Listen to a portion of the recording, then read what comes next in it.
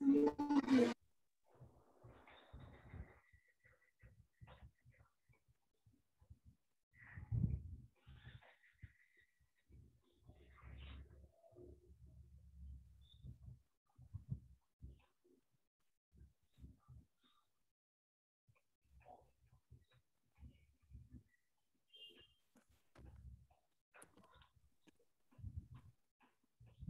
नमस्कार.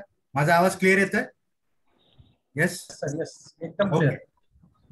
सर्वांचं सहर्ष स्वागत fifth federation of Indian industries and professionals आयोजित या इंडस्ट्रियल अवेअरनेस प्रोग्रामच्या तिसऱ्या उद्योग पुष्पामध्ये.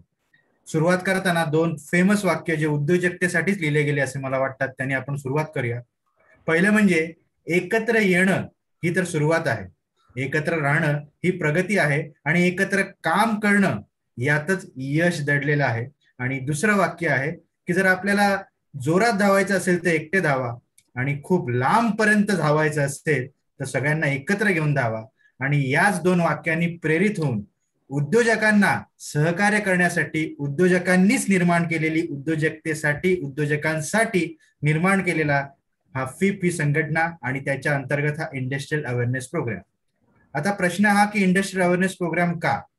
आपल्यापैकी काही जण कदाचित उद्योग थांबवला असेल आणि नवीन उद्योग सुरुवात करायची असेल, काहींना पहिल्यांदाच उद्योगाची सुरुवात करायची असेल, काही जण असे असतील की उद्योजकतेमध्ये एका लेवलला येऊन थांबले असतील, पुढे जात नसतील, आणि काही जण असेही असतील जे उद्योजकतेमध्ये घोडदौड करत आहेत. आपण कुठल्याही पथावर असा इंडस्ट्रीशी रिलेटेड वेगवेगळ्या विषयांचं वेगवेगळ्या एक्सपर्टीजचा अवेअरनेस आपल्याला हवा असतो. म्हणजे असं म्हणतात ना की उद्योजक हा एक्सपर्ट असतो एक्सपर्ट पीपलला हँडल करण्यामध्ये, आणि तो मास्टर ऑफ वन नसला तरी जॅक ऑफ ऑल असतो. त्यामुळे आपल्याला उद्योजकतेशी रिलेटेड अनेक विषयांचं एक्सपर्टीज बद्दल अवेअरनेस हवा, यासाठीच हा इंडस्ट्रियल अवेअरनेस प्रोग्राम. आणि आपण बघूया की ही आयोजित करणारी ही फिप संस्था काय आहे, ही माझ्यासाठी आहे का, याचा मला फायदा काय, बघूया या पुढच्या काही प्रश्नांची उत्तर. Federation of Indian industrial professional एक अशी संस्था जी उद्योजकांनी उद्योजकांसाठीच निर्माण केली. आज कोरोना काळामध्ये आपण बघतो जेव्हा कोरोनाचं संकट आलं आणि उद्योगधंदे चालू ठेवावे की बंद करावे यासाठी ज्यांच्या हातात अधिकार होते ते राजकीय पक्ष वेळ आल्यावर विरोधी पक्षाकडे गेले, पण आपल्या उद्योजकांकडे आले नाही, कारण उद्योजकांची अशी एक संघटना नव्हती. उलट उद्योजक स्कॅटर्ड संघटना होत्या, त्या छोट्या छोट्या ग्रुप करून सरकारकडे गेल्या आपलं म्हणणं मांडण्यासाठी.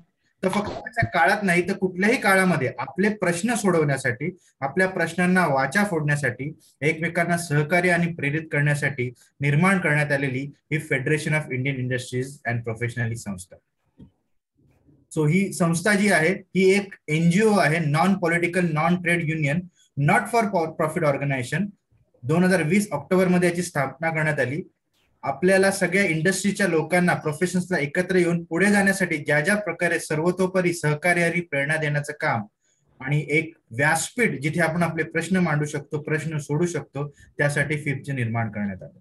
सो कुठल्याही संस्थेला पुढे जाण्यासाठी दीपस्तंभ म्हणून मार्गदर्शन करणारे या फिपच्या कोर व्हॅल्यूज काय, जिथे आपलं म्हणणं ऐकलं जाईल, जिथे शेअरिंग केली जाईल, जिथे ऍडव्होकेटिंग केलं जाईल, प्रो बिझनेस एन्व्हायरमेंट एक कल्चर एक इथे निर्माण केलं जाईल. स्टार्टअप्स असतील किंवा मीडियम स्मॉल किंवा मायक्रो या एंटरप्रेन्योर्स असतील, यांच्या सर्वांसाठी. सो यासाठी ही कोर व्हॅल्यूज आहेत की रेकग्नाइज करणं, ग्रूम करणं, सपोर्ट करणं, इनोव्हेटिव्ह या सगळ्या गोष्टी ज्या स्मॉल मीडियम एंटरप्रेन्योर्स आहेत त्यांना मदत करण्यासाठी एक न्यूट्रल प्लॅटफॉर्म आणि आपल्या सगळ्यांचा आवाज बनून पुढे जाणं हे कोर व्हॅल्यूज मध्ये येतं फिपच्या. त्याचसोबत त्याचं मिशन आहे की इकॉनॉमिक एम्पॉवरमेंट. आपण सगळे उद्योग पैशासाठी जरी सुरुवात करू नसलो तरी उद्योग पुढे जात राहण्यासाठी आपल्याला इकॉनॉमिकली एम्पॉवर असणं गरजेचं आहे. जसं गाडीमध्ये पेट्रोलसाठी कोण गाडी घेत नाही, पण गाडीत पेट्रोल असलं तर गाडी वेगात धावते. तर इकॉनॉमिक एम्पॉवरमेंट सगळ्या उद्योजकांना, स्मॉल मीडियम मायक्रो एंटरप्रेन्योर्स यांच्यासाठी ज्ञान, जिथे जिथे ज्या ज्या गोष्टीचं ज्ञान नाहीये, ज्या ज्या गोष्टीची कमतरता आहे त्या ज्ञान पुरवणं, सर्व्हिस, या सगळ्या गोष्टी. आणि यांना धरून 5 लाख एसएमईज या प्लॅटफॉर्मवर 10 वर्षात एकत्र आणायचंय. असं आपण लहानपणी आपल्याला दोनच गोष्टी आपल्याला ज्या चांगल्या आठवतात, ते काय, ती लाकूड तोड्याची कुऱ्हाडी वाल्याची ज्याची कुऱ्हाड पाण्यात पडते, आणि दुसरी आहे ती मोळीची, की एक मोळी एकत्र असेल एक एक काठी तुटते, पण मोळी एकत्र असेल तर तुटत नाही. विचार करा, 5 लाख लोक जेव्हा 10 वर्षात या प्लॅटफॉर्मवर येतील त्यावेळेस आपले प्रश्न कुठल्या स्तरावर सोडवले जाऊ शकतात. आणि आपण आपल्या उद्योगामध्ये किती मोठ्या प्रमाणात इकॉनॉमिक एम्पॉवरमेंट करू शकतो. सो हे मिशन घेऊन फिप कार्य करत आहे. सो कशी दिसेल फिप, विजन काय आहे फिपचं, काही वर्षांनी फिप कसं दिसणार आहे ते आपण बघूया.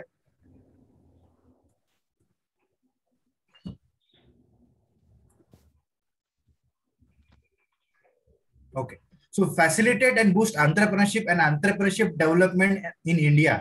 एक काळ होता जो भारत हा फक्त नोकरदारांचा देश म्हणून ओळखला जायचा. आज उद्योजकतेचा देश म्हणून ही ओळख निर्माण करण्यासाठी जे काही सगळे मिळून एकत्र प्रयत्न करत आहेत, त्यांच्या सर्व प्रयत्नांना एक करणं हे विजन आहे फिफ्थचं.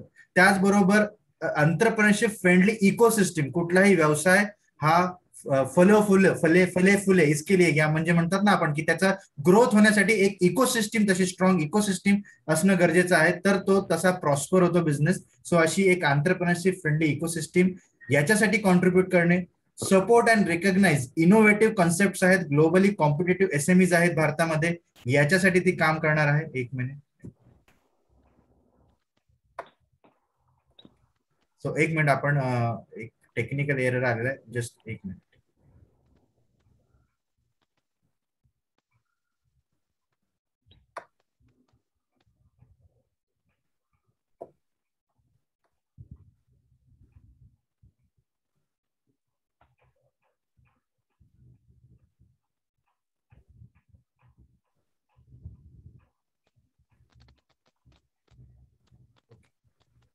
Sorry for the disturbance. So FIP will conduct various nationwide initiatives, ज्याच्यामध्ये इनिशिएटिव्ह प्रोग्राम्स फॉर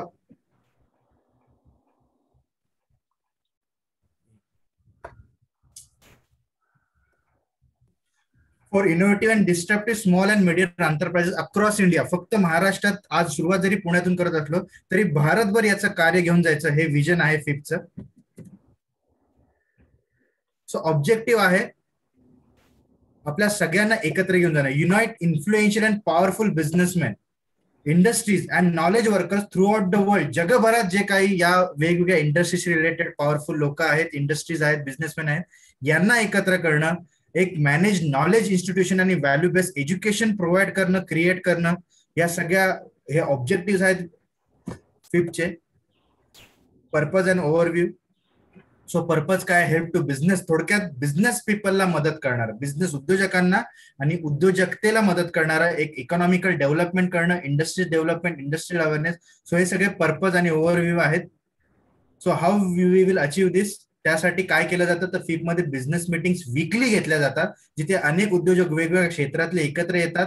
आपल्याला ज्या गोष्टींची मदत आहे आणि आपण ज्या गोष्टीची मदत करू शकतो अशी मदतीची देवाणघेवाण तिथे होते, आपल्या ज्ञानाची देवाणघेवाण होते, वेबिनार्स होतात, कॉन्फरन्स होतात, सेमिनार्स आणि वर्कशॉप आयोजित केले जातात, बिझनेस कॉन्क्लेव्ह सुद्धा आयोजित केले जातात. त्याचबरोबर ट्रेनिंग प्रोग्राम्स असतात, काही इंटरॅक्टिव्ह मीटिंग सुद्धा असतात, 1 to 1 मीटिंग, ज्यामध्ये एकमेकांच्या व्यवसायाची ओळख करून दिली जाते. काही रोड शो आयोजित करणं, एक्झिबिशन घेणं, समिट, स्टडीज, पॉलिसी चेंज आणि पॉलिसी रेकमेंडेशन टू गव्हर्नमेंट, असे अनेक प्रोग्राम आहेत. त्यातलाच एक आहे इंडस्ट्रियल अवेअरनेस प्रोग्राम. डिव्हिजन्स काय आहेत, त्याच्यामध्ये वेगवेगळे डिव्हिजन्स पण आहेत. फिफ्थचं नॉलेज अँड ट्रेनिंगचं एक वेगळं डिव्हिजन आहे, सोशल वर्क करणार एक वेगळं डिव्हिजन आहे, हेल्थ रिलेटेड काम करणार एक वेगळं डिव्हिजन आहे, बिझनेस नेटवर्क हँडल करणार एक डिव्हिजन आहे, प्रोफेशनल फोरमसाठी स्पेसिफिक वर्टिकल लीडर्स आहेत वेगवेगळ्या वर्टिकलला धरून, जॉबसाठी गेम्स आहेत फिफ्थचे वेगवेगळे, वुमन विंग आहे, इंटरनॅशनल विंग आहे, युथ विंग आहे. सो अशा पद्धतीने हे डिव्हिजन्स वेगवेगळे फिफ्थचे आहेत.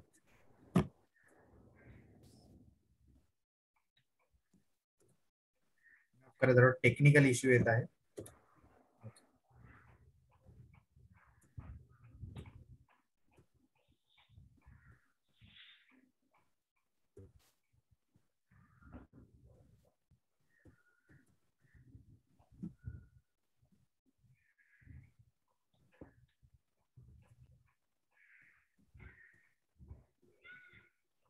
थोडा पीपीटी मध्ये चॅलेंज आहे, पटापट पुढे जात आहे.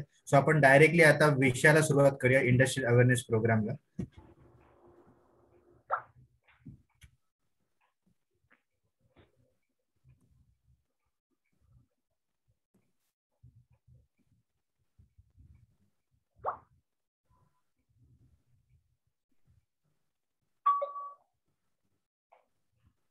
ऍज अ मेंबर बनण्यासाठी तुम्ही फिपचं जे फेसबुक पेज आहे त्याला तुम्ही कनेक्ट होऊ शकता आणि तिथे तुम्हाला फिपच्या ज्या बिझनेस मिटिंग होती त्याबद्दल माहिती मिळेल. सो आजच्या इंडस्ट्रियल अवेअरनेस प्रोग्राम बद्दल आजचा जो प्रोग्राम आहे, जसं आपण बघितलं की आपण जरी एक्सपर्ट नसलो तरी आपल्याला वेगवेगळ्या एक्सपर्टीज बद्दल अवेअरनेस पाहिजे. आणि असेच एक एक्सपर्ट जे स्वतः कंपनी सेक्रेटरी आहेत, योगेश सर, जे फेलो मेंबर आहेत institute of company secretaries of इंडियाचे. 10 वर्षांचा त्यांचा या क्षेत्रातला अनुभव आहे. Corporate laws, bankruptcy, insolvency laws, finance, drafting of commercial agreements, fund raising through equity डेप्ट, venture capital of ₹50 crore and more. म्हणजे वाचावं तेवढं कमी, दम लागेल एवढ्या सगळ्या गोष्टीचा त्यांच्याकडे एक्सपर्टीज आहे. मॅनेजमेंट कन्सल्टन्स आहेत अनेक MNC साठीच ते. 500 पेक्षा जास्त SMEs बिझनेस कंप्लायन्स त्यांनी डन केलेले आहेत. Advisory board at forum for integrated agriculture development. So भारताच्या मोठा जो भाग आहे ऍग्रिकल्चर त्याच्यामध्ये पण त्यांचं योगदान आहे. Support to more than 5,000 farmers आणि on mission to help more than 1,00,000 farmers. असं एक भव्य दिव्य विजन घेऊन आणि आपल्याला आपल्या उद्योगाच्या विजन पर्यंत पोहोचवण्यासाठी आपल्याला कुठल्या गोष्टीची माहिती पाहिजे, कुठले चॅलेंजेस येऊ नये यासाठी असं म्हणतात ना, उद्योजकतेमध्ये जे वेगवेगळे विभाग येतात, लिगल येतो, सिस्टीम येतो, त्यातल्या लिगलला धरून जो बिझनेस कंप्लायन्स हा भाग आहे, याच्यावर आपले डोळे उघडण्यासाठी आणि आपल्याला शक्तिशाली करण्यासाठी एक सक्षम आणि शक्तिशाली व्यक्तिमत्व त्यांचं मी स्वागत करतो.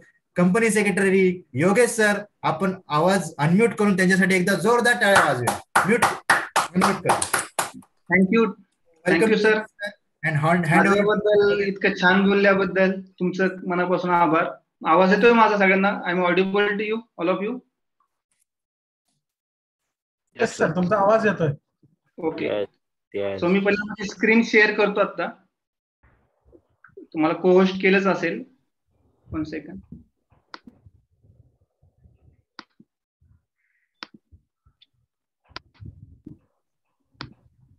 सर मला को होस्ट केलेलं नाही अजून. जरा स्क्रीन शेअर करता केलेलं आहे सर, तुम्हाला पोस्ट केलेलं आहे. ओके. योगेश कोइनकर या नावाला पोस्ट केलेलं आहे सर. ओके.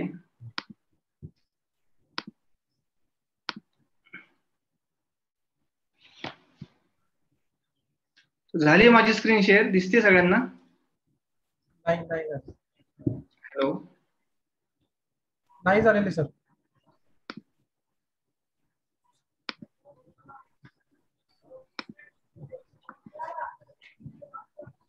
आता दिसते स्क्रीन? हो दिसते.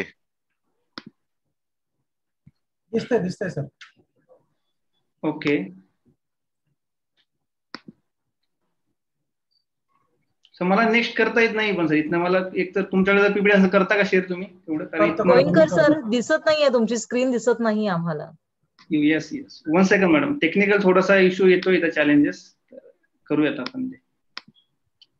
योगेश सर, मी करतो शेअर, तुम्ही राहू द्या. कारण मला इथं को होस्टच दिसत नाही केलेलं, म्हणून मे बी ते होत असेल. नाही आहात तुम्ही, को होस्ट आहात तुम्ही, करतो share, don't worry. Okay sir, no issue.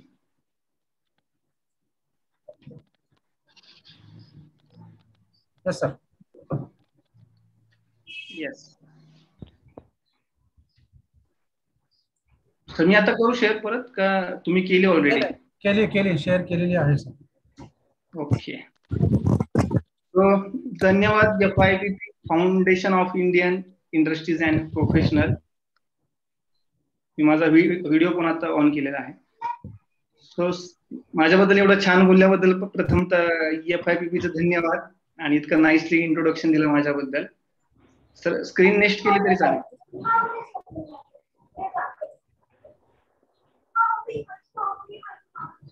Okay.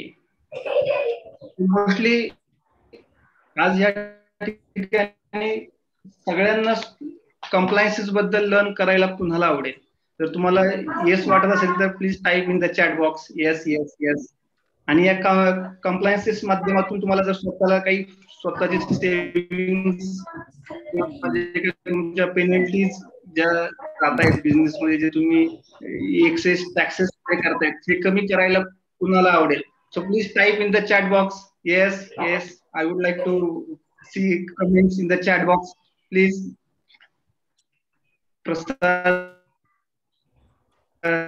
सावळे सरांनी सुद्धा येस केले, नवनाथ देवकर सरांनी सुद्धा येस केले. Most of peoples are typing yes yes. So thank you all of you and be winning.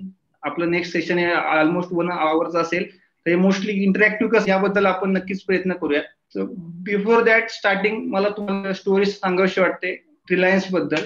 ज्यावेळेस धीरूभाई अंबानी 1957ला इंडियामध्ये आले, 1957ला, त्यावेळेस त्यांनी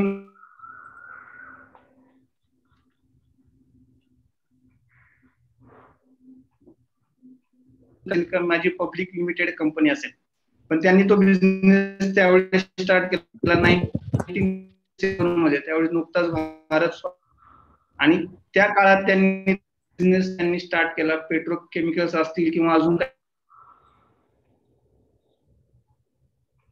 काही बिझनेस त्यांनी सुरू केले, पण त्यांना माहित नव्हतं की नक्की माझा बिझनेस किती लेवल जाईल कसा. इयर्स नंतर त्यांनी स्वतःचा फर्स्ट इनिशियल IPO आणला आणि तो 7 टाइम ओव्हर सबस्क्राईब झाला होता. सो मला इथं सगळ्यांना सांगायला आवडेल की बिझनेस स्टार्ट करताना नक्की त्याचा प्लॅन असायला पाहिजे, स्ट्रक्चर कसा असायला पाहिजे, हे आपण व्यवसायाप्रमाणे ते चेंज जातं.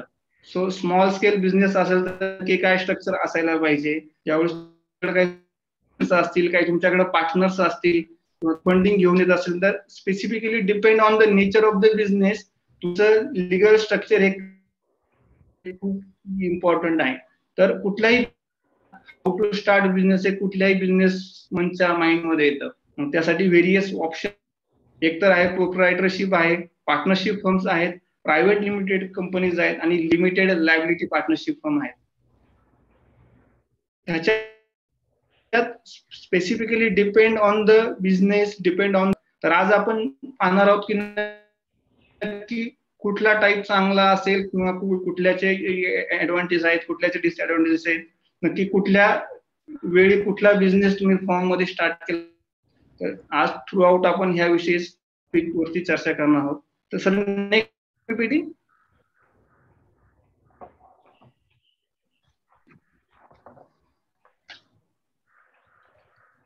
सर प्लीज नेक्स्ट पेज वरती या.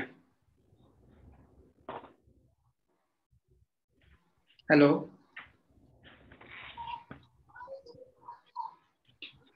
ओके, तो basically what types of difference businesses entity available. तर स्पेसिफिकली आपण जर पाहायला गेलो तर सोल प्रोप्रायटरशिप असेल, पार्टनरशिप फर्म असेल किंवा लिमिटेड लायबिलिटी पार्टनरशिप फर्म आहे आणि प्रायव्हेट लिमिटेड कंपनीज आहेत. तर ह्या स्पेसिफिकली ह्या डिफरंट टाइप्स ऑफ एंटिटी आज आपण बिझनेस स्टार्ट करताना तुम्ही जाऊ शकता. एकतर सोल प्रोप्रायटरशिप मध्ये सिंगल पर्सन एंटिटी असते, त्याच्यामध्ये एंटिटी आणि प्रोप्रायटर ह्या दोघांमध्ये काही फरक नाहीये, ते बोथ आर सेम. त्यांचे पॅन कार्ड नंबर सुद्धा सेम असतात आणि प्रोप्रायटरशिपच्या लायबिलिटीज ह्या प्रोप्रायटरच्या लायबिलिटीज असतात स्पेसिफिकली. त्याच्यामुळे जर तुमच्या बिझनेसमध्ये लॉसेस झाले किंवा तुमचे प्रॉफिट असेल तर त्या प्रोप्रायटरचे प्रॉफिट अँड लॉसेस असतात. त्यामुळे तुमचं रिटर्न फाईल करणं हे तुमच्या इंडिव्हिज्युअल नावानेच रिटर्न ते फाईल होतात स्पेसिफिकली. देन पार्टनरशिप फर्म मध्ये जेव्हा मोस्टली 2 किंवा 3 पीपल्स हे एकत्र येतात आणि कुठला तरी नवीन व्यवसाय सुरू करतात, त्यावेळेस ते दोघांमध्ये किंवा तिघांमध्ये एक पार्टनरशिप अग्रीमेंट करतात आणि त्या अग्रीमेंट मध्ये स्पेसिफिक त्यांचे रेशिओज असतील किंवा त्यांच्या रिस्पॉन्सिबिलिटीज असतील, राईट्स असतील, या सगळ्या गोष्टी ते मेन्शन करतात आणि ते पार्टनरशिप फॉर्म करतात. And same like limited liability partnership. Limited liability partnership ही 2008 मध्ये तो ऍक्ट पास झाला. बेसिकली हा ऍक्ट पास करण्यामागे गव्हर्नमेंटचं इंटेन्शन होतं की पार्टनरशिप फर्म आणि कंपनी ह्याच्यात जे काही लिगल कम्प्लायन्सेस किंवा जे काही चॅलेंजेस आहेत ते थोडेसे कमी कसे करता येईल आणि बिझनेस म्हणला एका इझी वे मध्ये कसा बिझनेस सुरू करता येईल ह्यासाठी त्यांनी लिमिटेड लायबिलिटी पार्टनरशिप ही फर्मची कन्सेप्ट आणली. आणि त्यानंतर आहे कंपनी कायद्याअंतर्गत जी स्थापन होती ती प्रायव्हेट लिमिटेड कंपनी. इट्स नाव होतं 2013चा नवीन ऍक्ट पास पण झालाय. बेसिकली ह्या 4 ते 5 एंटिटीज तुम्ही आहेत त्या आपण SME साठी नक्कीच बेनिफिशियल असतात. तर ह्या प्रत्येकामध्ये काही ना काहीतरी डिफरन्सेस आहेत. सोल प्रोप्रायटरशिप असेल, पार्टनरशिप फर्म असेल, लिमिटेड लायबिलिटी पार्टनरशिप असेल किंवा प्रायव्हेट लिमिटेड पार्टनरशिप फर्म असेल. हे प्रत्येक फॉर्म करताना काही ना काहीतरी इंटेन्शन असतं किंवा काहीतरी स्पेसिफिकली पर्पज शिवाय आपण त्या फॉर्म करत नाहीये. Sir next please go to the next slide. तर या सगळ्यामध्ये काय नेमका डिफरन्स काय आहे, तुम्हाला काय वाटतं नक्की, तुम्हाला ह्या प्रत्येकात डिफरन्सेस वेगळे काय वाटतात? जर तुम्हाला काय वाटतं please type in the chat box. मला तुमचे ओपिनियन पाहायला नक्कीच आवडतील की स्पेसिफिकली आपण का फॉर्म करतो, प्रोप्रायटरशिप का फॉर्म करतो किंवा पार्टनरशिप का फॉर्म करतो किंवा प्रायव्हेट लिमिटेड का फॉर्म करतो, ह्याच्यात तुमचे ओपिनियन काय हे जरा मला ऐकायला बरं वाटेल. If you want any opinion please type in the chat box.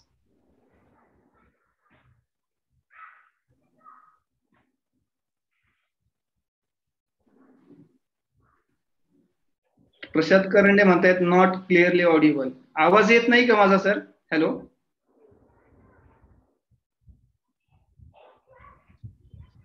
Host माझा आवाज प्रॉपरली येत नाही का? काही जण टाईप करतायत चॅट बॉक्स मध्ये, माझा आवाज क्लिअरली येत नाहीये.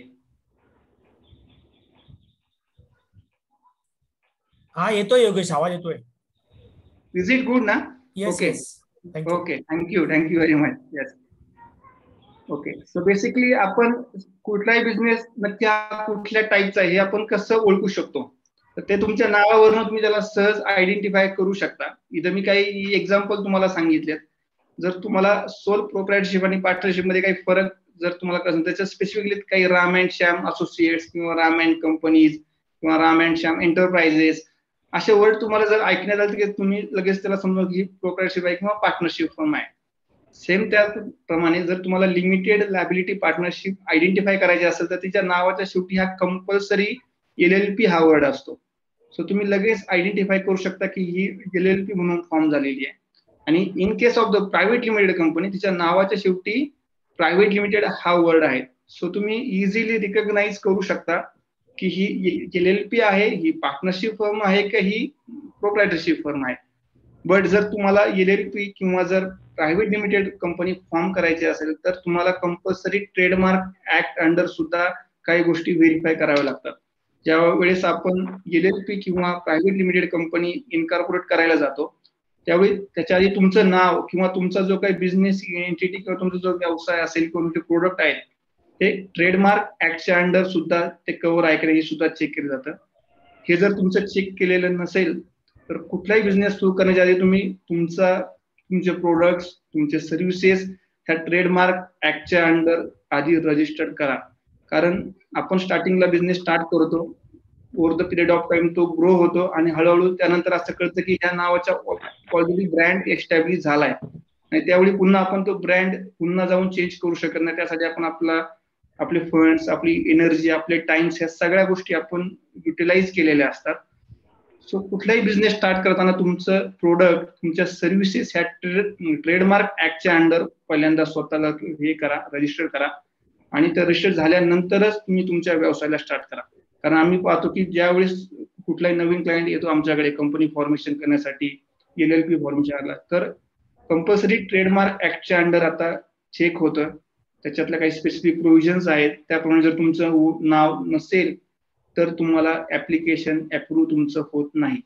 So before that going to form any formation of LLPs और पार्टनरशिप फर्म, ट्रेडमार्क मस्ट आहे तुमच्या याच्यामध्ये व्यवसायामध्ये, तर तो आधी रजिस्टर्ड करा. सर स्क्रीन गेली सर याच्यात. हॅलो होस्ट, याच्यामध्ये तुम्ही हॅलो हॅलो सो नेक्स्ट स्लाइडला जाता येईल सर? Please go to the next slide. आणि पॉवर पॉइंट प्रेझेंटेशन मोडला जर केलं तर बरं होईल.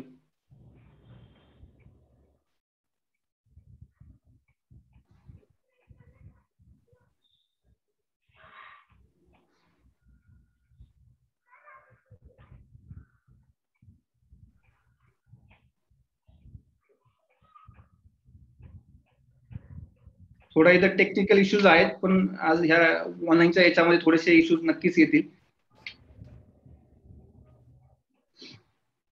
तर गव्हर्निंग ऍक्ट कुठले कुठले आहेत, पार्टनरशिप फर्म असेल किंवा प्रोप्रायटरशिप आहे किंवा प्रायव्हेट लिमिटेड आहे, त्याला नक्की कुठले कुठले गव्हर्निंग ऍक्ट आहेत. तर स्पेसिफिकली प्रोप्रायटरशिप फॉर्म करताना कुठलाही गव्हर्निंग ऍक्ट नाहीये. All over India there is no any act for proprietorship. You can simple form a proprietorship. त्यासाठी कुठल्याही लॉची आपल्याला गरज नाहीये. सिंपल शॉप ऍक्ट जर तुम्ही काढलं तर ह्याच्यात तुम्ही इमिजिएटली तुमची प्रोप्रायटरशिप फॉर्म करू शकता. सेकंडली पार्टनरशिप पार्टनरशिप साठी तुम्हाला पार्टनरशिप ऍक्ट 1932 चा इथं आपल्याला यूज करावा लागतो आणि त्या ऍक्ट प्रमाणे आपल्याला डीड्स असतील किंवा तसे रजिस्ट्रेशन आपल्याला करावे लागतं स्पेसिफिकली. त्याचप्रमाणे लिमिटेड लायबिलिटी पार्टनरशिप आहे ही आपल्याला जो LLP ऍक्ट 2008 आहे त्याप्रमाणे आपल्याला रजिस्टर करावं लागतं.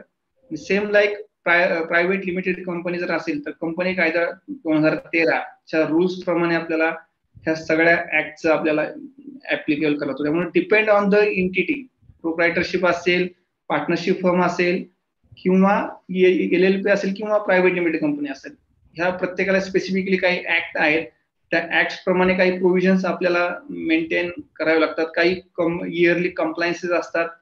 हे कंप्लायन्स सुद्धा त्या डिपेंड ऑन द ऍक्ट आपल्याला फुलफिल करावे लागतात. नाहीतर त्यासाठी हेवी पेनल्टीज आपल्याला नक्कीच भरावे लागतील. मोस्ट ऑफ बिझनेस पर्सन हे बिझनेस स्टार्ट करतात, पण ते स्टार्ट करताना त्यांना नक्की आपल्या बिझनेसला कुठले कुठले कंप्लायन्सेस ऍप्लिकेबल आहे हेच माहित नसतं आणि त्यानंतर चुकून एक फॉर्म्स किंवा असे काही फॉर्म्स असतात जे आपल्याला इयरली, क्वार्टरली किंवा 6 मंथली फाईल करायचे असतात. ते आपल्याकडनं चुकून राहून जातं आणि त्याच्या हेवी पेनल्टीज आपल्याला पेड कराव्या लागतात. In case of the LLP एक फॉर्म 8 किंवा फॉर्म 11 असे काही फॉर्म्स आहेत.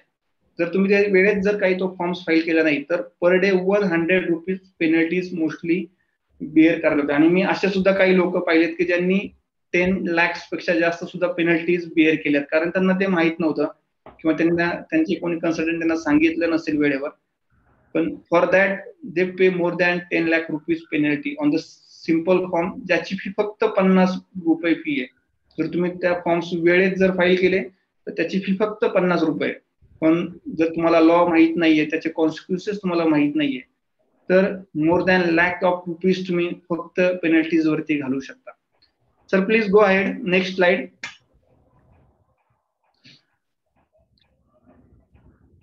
ओके, तर रजिस्ट्रेशनची नक्की प्रोसेस काय आहे? प्रोप्रायटरशिप असेल, पार्टनरशिप फर्म असेल, LLP असेल किंवा प्रायव्हेट लिमिटेड आहे, ह्याच्यात नक्की रजिस्ट्रेशनची प्रोसेस काय असते?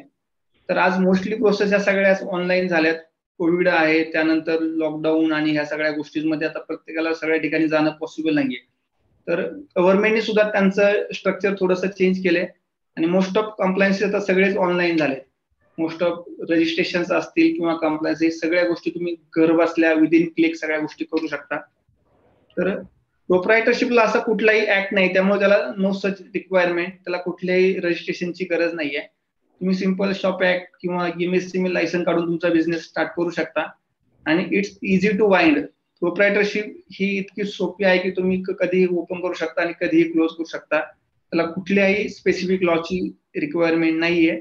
Same like that the partnership firm, simple partnership deed तुम्ही फॉर्म करू शकता आणि सिंगल एका दिवसात पार्टनरशिप डीड करून तुम्ही तुमच्या व्यवसायाला सुरुवात करू शकता.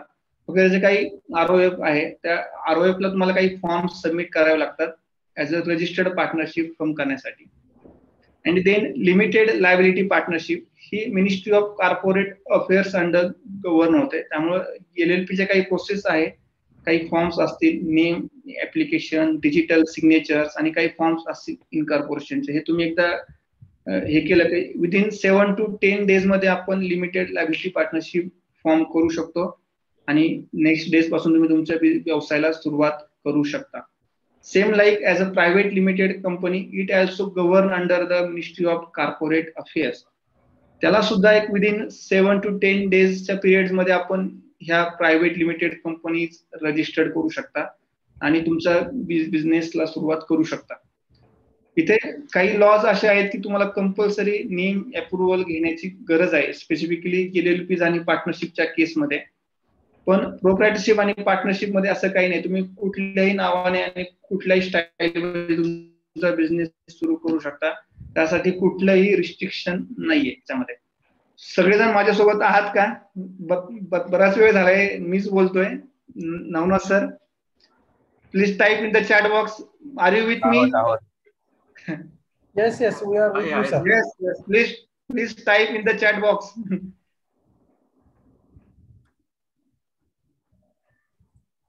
लॉट ऑफ मेसेज येत आहेत, सगळेजण सोबत आहेत. हॅलो सर, नेक्स्ट स्लाइड करा सर.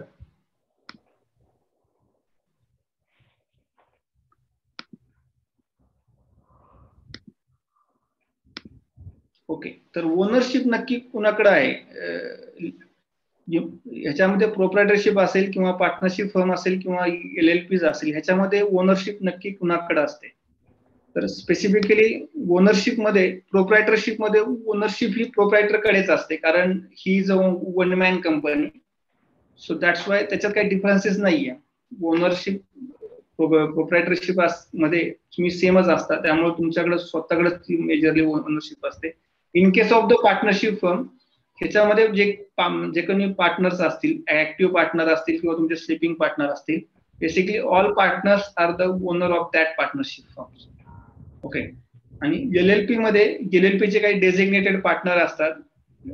LLP डीड मध्ये काही आपण गोष्टी स्पेसिफिकली मेन्शन करतो, कोण त्याच्यामध्ये पार्टनर असतील, कोण डेझिग्नेटेड पार्टनर असतील.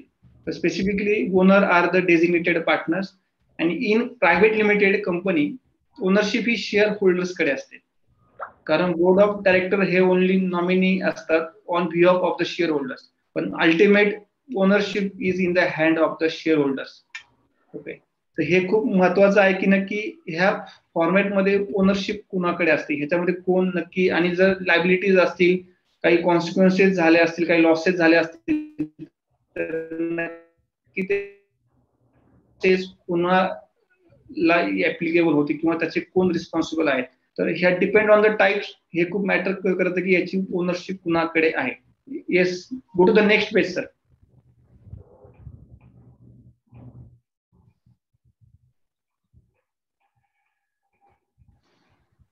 Host, please go to the next place. Next page. तर आपण आता पाहणार नक्की इन्कम लायबिलिटीज कशा असतील. प्रोप्रायटरशिप असेल, पार्टनरशिप फर्म असेल, LLP असेल किंवा प्रायव्हेट लिमिटेड कंपनीज असेल, तर ह्याला नक्की टॅक्स लायबिलिटीज कशा असतील. जर सोल प्रोप्रायटरशिप तुमचा जर बिझनेस असेल, तर इंडिव्हिज्युअल स्लॅब रेट प्रमाणे तुम्हाला टॅक्सेबिलिटी येते. जे काही आता न्यू रूल्स आलेत, 2.5 लाख ते 5 लाख, 5 लाख टू 7, किंवा न्यू किंवा ओल्ड रिझिम प्रमाणे जे आता टॅक्स स्लॅब आहेत, त्याप्रमाणे सोल याला टॅक्सेबिलिटी आहे. पण in case of the partnership firm, तुमचा जो टॅक्स रेट हा 30% असणार आहे. जो काही तुमचा नेट प्रॉफिट असेल, त्या नेट प्रॉफिटच्या 30% तुम्हाला पार्टनरशिप मध्ये टॅक्स तुम्हाला ऍप्लिकेबल होईल. सेम लाईक ऍज LLP मध्ये सुद्धा ही पण एक पार्टनरशिप फर्मच आहे, त्यामुळे 30% टॅक्स तुम्हाला इथे चार्ज केला जाईल. But in case of the private limited companies, tax rate हा 25% पर्यंत आहे. ओके, पण जर तुम्ही चॅप्टर VIA चं जर तुम्ही काही डिडक्शन घेतलं असेल आणि 10AA प्रमाणे जर असेल, जर तुमची मॅन्युफॅक्चरिंग कंपनी असेल, तर तुम्हाला 80% पर्यंत तुम्हाला टॅक्सेबिलिटी आता आहे. आणि आता ज्या काही नवीन कंपनीज ज्या काही फॉर्म होत आहेत सर्व्हिस सेक्टरमध्ये असतील किंवा याच्यामध्ये, तर यांना स्ट्रेट आउट 22% पर्यंत टॅक्सेबिलिटी आहे. तर टॅक्स वरनं जर तुम्ही पाहिलं असेल, तर सगळ्यात जास्त कमी टॅक्स किंवा जो कमी टॅक्स आहे आता प्रायव्हेट लिमिटेड कंपनीजला आहे. कारण गव्हर्नमेंटला स्वतःहून प्रायव्हेट लिमिटेड कंपनीज करणं किंवा त्या प्रमोट करणं त्यांना आता हे करायचंय, म्हणून मिनिमम टॅक्स सध्या आता प्रायव्हेट लिमिटेड कंपनीजला आहे. ओके, पण त्यासोबत त्याचे काही कंप्लायन्सेस पण तुम्हाला करावे लागतील. जरी ते टॅक्स रेट कमी असेल, तुम्हाला बेनिफिट जास्त घेता येतात, तरी कंप्लायन्सेस सुद्धा त्याचा तेवढेच त्याला हे आहेत, हेवी आहेत. सो तुम्हाला जर काही तुमचं मॅन्युफॅक्चरिंग युनिट असेल किंवा सर्व्हिस सेक्टर असेल, तर तुम्ही इथे तुम्हाला नॉर्मल टॅक्सपेक्षा 10% किंवा 8% टॅक्स तुम्ही इथे अल्टिमेट कमी करू शकता in the case of private limited company. Sir Yogesh sir, yes yes, LLP असेल आणि मॅन्युफॅक्चरिंग असेल, तर त्याचं टॅक्सचं काय आहे? त्याला 30%च फ्लॅट आहे का? मॅडम, त्याला सुद्धा 30% टॅक्स आहे. ओके, फक्त प्रायव्हेट लिमिटेड असते तर मग 8% you are saying, right? 18% madam, 18%. Okay, yes madam, yes yes yes. अजून काही कुणाचे काही क्वेश्चन्स असतील तर नक्की तुम्ही मला क्वेश्चन्स विचारू शकता. स्पेसिफिकली काही तुम्हाला ह्याच्या रिलेटेड काही क्वेश्चन असतील टॅक्स रिलेटेड किंवा एंटिटी बद्दल, so you can ask me any time. Okay, go to the next slide.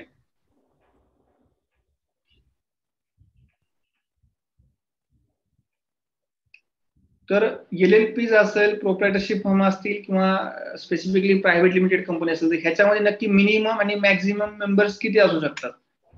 Basically प्रोप्रायटरशिप मध्ये फक्त सिंगल पर्सनच प्रोप्रायटर असू शकतो, त्यासाठीच तिला सोल प्रोप्रायटरशिप फर्म म्हणतो आपण. पण in case of the partnership firm minimum 2 partners असणं हे महत्वाचं आहे, इम्पॉर्टंट आहे. आणि मॅक्झिमम तुम्ही 100 पार्टनर्स तुम्ही ठेवू शकता. मॅक्झिमम 100 पार्टनर्स तुम्ही ऍज पर पार्टनरशिप ऍक्ट तुम्ही ठेवू शकता. In case of the limited liability partnership minimum 2 member हे रिक्वायर्ड आहेत आणि there is no limit on the maximum side. तुम्ही अनलिमिटेड तुमचे मेंबर्स असू शकतात. ह्या चारही फॉर्म मध्ये असा एकच फॉर्म आहे जो लिमिटेड लायबिलिटी पार्टनरशिप फॉर्म, ज्यामध्ये तुम्हाला अनलिमिटेड मेंबर्स तुम्ही ठेवू शकता. मोर दॅन 500, 1000 सुद्धा तुमचे पार्टनर्स असू शकतात in case of the limited liability partnership form. आणि त्याचप्रमाणे जर तुम्ही प्रायव्हेट लिमिटेड कंपनीच्या फॉर्म मध्ये जर जात असाल तर मिनिमम 2 मेंबर्स हे रिक्वायर्ड आहे. बट इथं मॅक्झिमम कॅप लिमिट ही 200 मेंबर्सची दिली आहे. सो 200 पेक्षा जास्त मेंबर तुम्ही पार्टनरशिप फर्म मध्ये शेअर होल्डर्स असू शकत नाही. So depend on the nature of the, आणि त्याच्याप्रमाणे तुम्ही तुमचे मेंबर्स तुम्ही डिसाइड करू शकता. Yes sir, go to the next slide.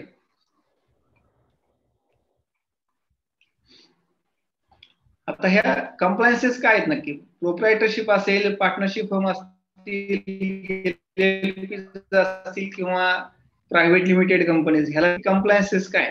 तर ह्याच्या आधी एक संस्कृतचं एक चांगलं मला तुम्हाला शेअर करावं असं वाटतं. धर्मो रक्षती रक्षिता म्हणजेच काय? तर if you protect dharma, dharma will protect you. आणि same like in case of the compliances, if you take care of it, it will take care of it. जर तुम्ही आता पाहत असाल की आजच्या इकॉनॉमीमध्ये किंवा गव्हर्नमेंट ज्या पद्धतीने लॉज आणतंय किंवा जे काही नवीन नवीन चेंजेस करताय, जीएसटी असेल, इन्कम टॅक्स असेल, कंपनीज ऍक्ट असतील किंवा व्हेरियस बरेच ऍक्ट आहेत, ह्या प्रत्येकामध्ये कंप्लायन्सेस हा खूप मॅन्डेटरी. आणि आता सगळा ऑनलाईन झालेला आहे, त्यामुळे विदिन द 1 क्लिक त्याच्याकडे तुमचं पूर्ण रेकॉर्ड आहे. तुम्ही नक्की कुठले कंप्लायन्सेस केलेत, कुठले कंप्लायन्स तुमचे होत नाहीयेत.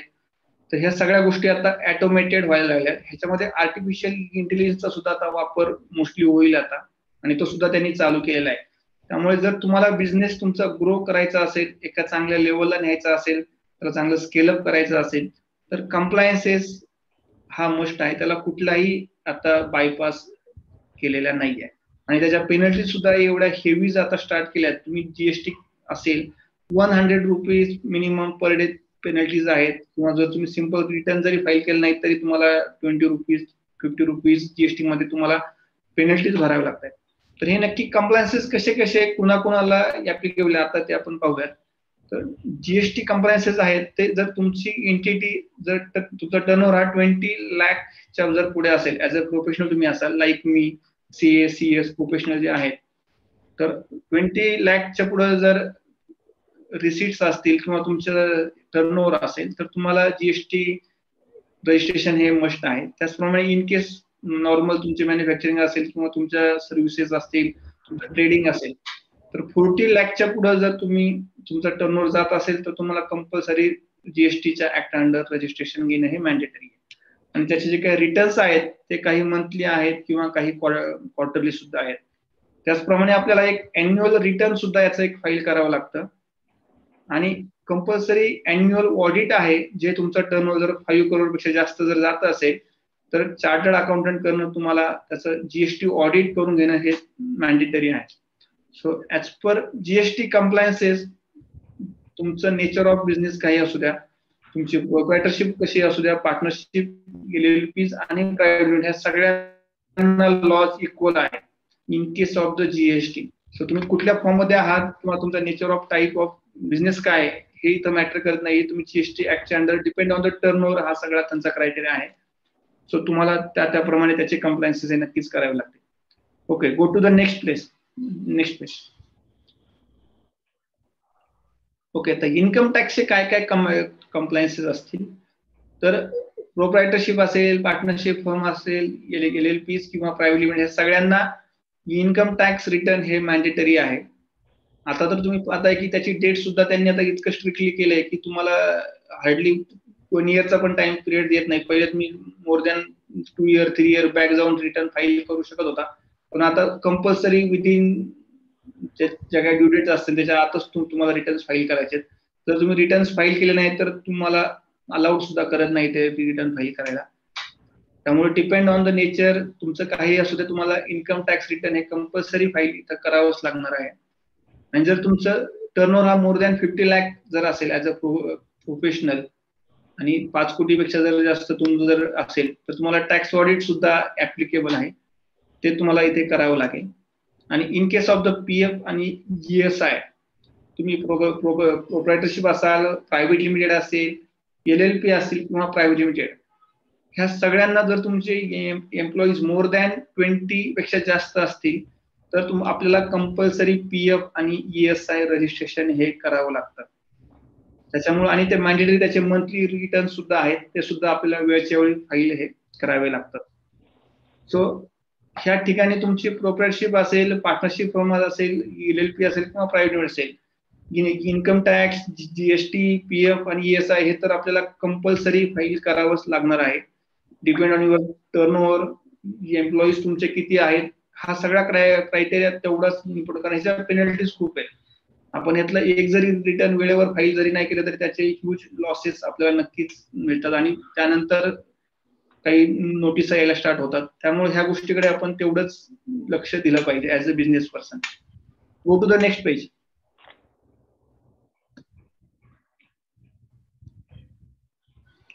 ओके, आता हे आपण पाहिलं आतापर्यंत की नक्की इन्कम टॅक्स, GST असेल किंवा पीएफ आणि ESI. तर सेम जर तुमची प्रायव्हेट लिमिटेड कंपनी असेल, LLP असेल, तर तुम्हाला कुठले कंप्लायन्सेस करावे लागतात.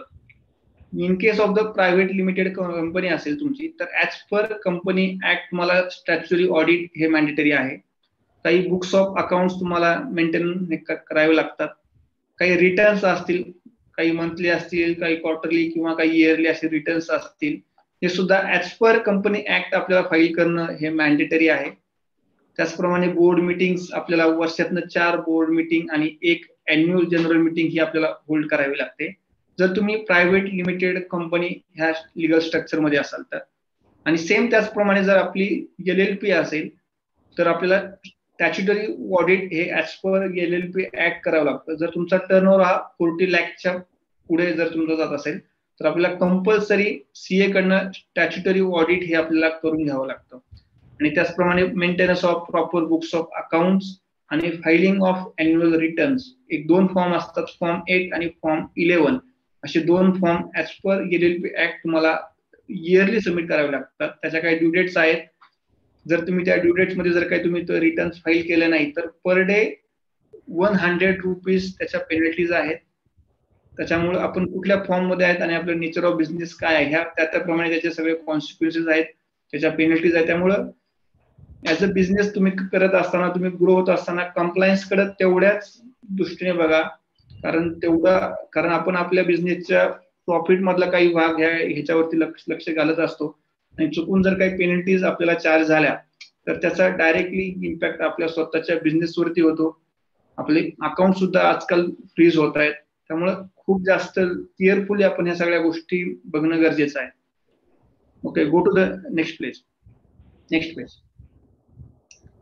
ओके, आतापर्यंत आपण कंप्लायन्सेस वरती सगळं बोलतोय, आपण हे करतोय.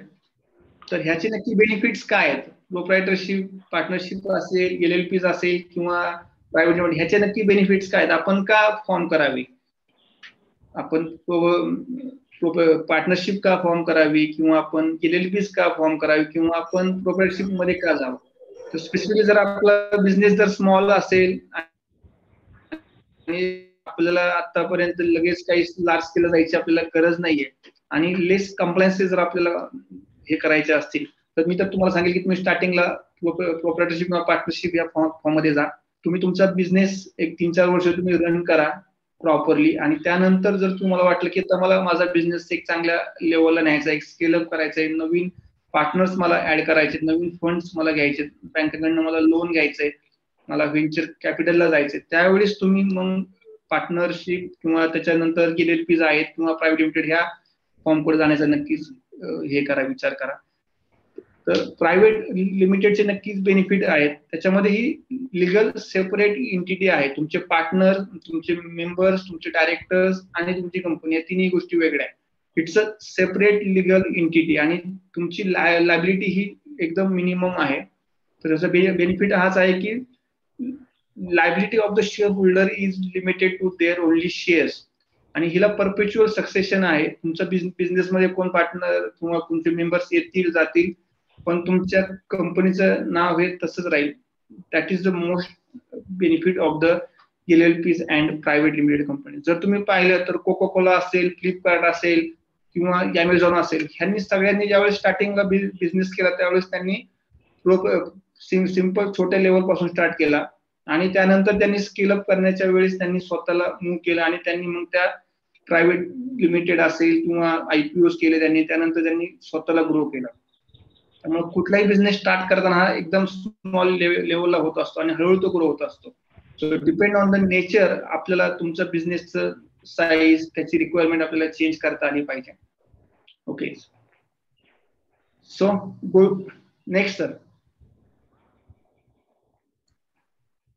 ओके, तर ह्याच्यात जर काही क्वेश्चन्स आपल्याला आता याच्यावरती काही असतील, स्पेसिफिकली तुम्हाला काही क्वेश्चन असतीलच नक्की सगळ्यांचे. त्याच्यात काही तुम्हाला स्पेसिफिकली काही क्वेश्चन्स असतील एंटिटी बद्दल किंवा त्याच्या बेनिफिट्स बद्दल, तर आपण त्याच्यावरती एक 5 ते 10 मिनिटं नक्कीच डिस्कस करू शकतो. Devkar sir. Yogesh sir, LLP बद्दल जरा थोडं अजून इलॅबोरेट केलं तर बरं राहील. नक्की मॅडम, कशाबद्दल म्हणजे LLP बद्दल नक्की तुम्हाला काय हे म्हणजे कशाबद्दल मला स्पेसिफिक तुमचा क्वेश्चन कळला तर मला सांगता येईल? ऑलरेडी LLP तर मी केलेलं आहे अप्लाय मॅन्युफॅक्चरिंग मध्ये, पण थोडस मला गाईड करा ना आणखीन, म्हणजे ह्याच्या व्यतिरिक्त अजून काही माहिती आहे का की मला उपयोग असेल? सपना मॅडमच्या प्रश्नाच्या अनुरोधाने मला तुम्हाला विचारावं लागेल की LLPच का, प्रायव्हेट लिमिटेड का नको, ओके, प्रोप्रायटरशिप का नको, पार्टनरशिप का नको, तर LLPच का, वाय LLP, असा त्यांचा प्रश्न आहे थोडक्यात. बरोबर, मी नक्कीच तुम्हाला सांगायला आवडेल. LLPs का आता नक्की जर तुम्ही प्रायव्हेट लिमिटेड कंपनी जर फॉर्म केली असेल तर ह्याच्यात ऍज पर कंपनी ऍक्ट प्रमाणे काही रिस्ट्रिक्शन्स आहेत. तुम्ही अनसिक्युअर लोन किंवा loan from relative, loan from friends किंवा असं तुम्ही ऍक्सेप्ट करू शकत नाहीये ऍज पर कंपनीज ऍक्ट मध्ये. पण जर तुम्ही LLP फॉर्म केली तर त्याच्यामध्ये हा एक बायपास आहे. तुम्ही त्याच्यामध्ये कुणाकडनंही फंड ऍक्सेप्ट करू शकता, रिलेटिव्ह असतील, तुमचे फ्रेंड्स असतील, आणि तुम्ही तुमच्या बॅलन्स शीटला अनसिक्युअर लोन म्हणून सुद्धा ते दाखवू शकता. Okay, in case of the partnership firm का नको, कारण पार्टनरशिप फर्म मध्ये जी काही तुमची लायबिलिटी आहे पार्टनर्सची ही अनलिमिटेड आहे, पण LLP मध्ये ते लिमिटेड आहे. So that is the most advantages of the limited liability partnership firm आजच्या काळामध्ये. फक्त त्याच्यामध्ये एक असं आहे की टॅक्सेशन हे खूप हायर आहे, सेम लाईक पार्टनरशिप फर्म प्रमाणे तिचं टॅक्सेशन आहे. 30% तुम्ही स्लॅब रेट मध्ये डायरेक्टली जाता त्याच्यामध्ये. As a being a woman एंटरप्रेन्योरला LLP मध्ये काही नाही का बेनिफिट? मॅडम, वुमन असं त्यांनी स्पेसिफिकली काही लॉज मध्ये काही प्रोव्हिजन नाहीये. तुम्ही वुमन असाल किंवा काय असाल असं त्यांनी स्पेसिफिकली काही त्याला वेगळं काही केलेलं नाही किंवा वेगळी अशी काही प्रोव्हिजन नाहीये. पण इन्कम टॅक्स मध्ये अशा काही प्रोव्हिजन्स आहेत. पण जर तुम्ही काही लोनला काही ऍप्लिकेशन केलं तर त्या लोन मध्ये काही तुम्हाला रेट मध्ये काही कमी जास्त तुम्हाला मिळतो फायदा. पण स्पेसिफिकली एंटिटी फॉर्म करताना असं काही तुम्हाला ऍडव्हान्टेजेस नाहीये madam. Okay, thank you so much. Yes yes yes madam. Sir नमस्कार. Next question sir please. Pankaj Naik बोलतो. येस, नमस्ते सर. नमस्कार. मी एक कन्सल्टंट आहे आणि जर कन्सल्टंट असेल तर फक्त म्हणजे प्रोप्रायटरशिप फर्म पद्धतीने जर त्याला आपण रजिस्टर केली, ओके, आणि त्या कन्सल्टन्सीच्या फर्म मध्ये आपण जर पगारावरती मुलं ठेवली काम करण्यासाठी, त्यांना पगार दिला तर तसं चालू शकतं का? उदाहरण घेतो म्हणजे स्पेसिफिक तुम्हाला जरा सांगायला अजून सोपं पडेल. आवाज येतोय सर? ओके, आवाज येतोय ना? हो, येतोय सर. तुम्ही बोलू शकता. समजा उदाहरणार्थ Yes, मी yes, consultant आहे, मी बरेच वेगवेगळे सर्व्हिसेस देतोय. ओके, माझ्या कन्सल्टन्सी फर्म मधून मे बी इन्शुरन्स असेल, मे बी अजून काय रिअल एस्टेट ब्रोकिंग असेल, XYZ भरपूर कामं करतोय. ओके, आणि हे काम करण्यासाठी मी मुलं नेमलेत पगारावरती.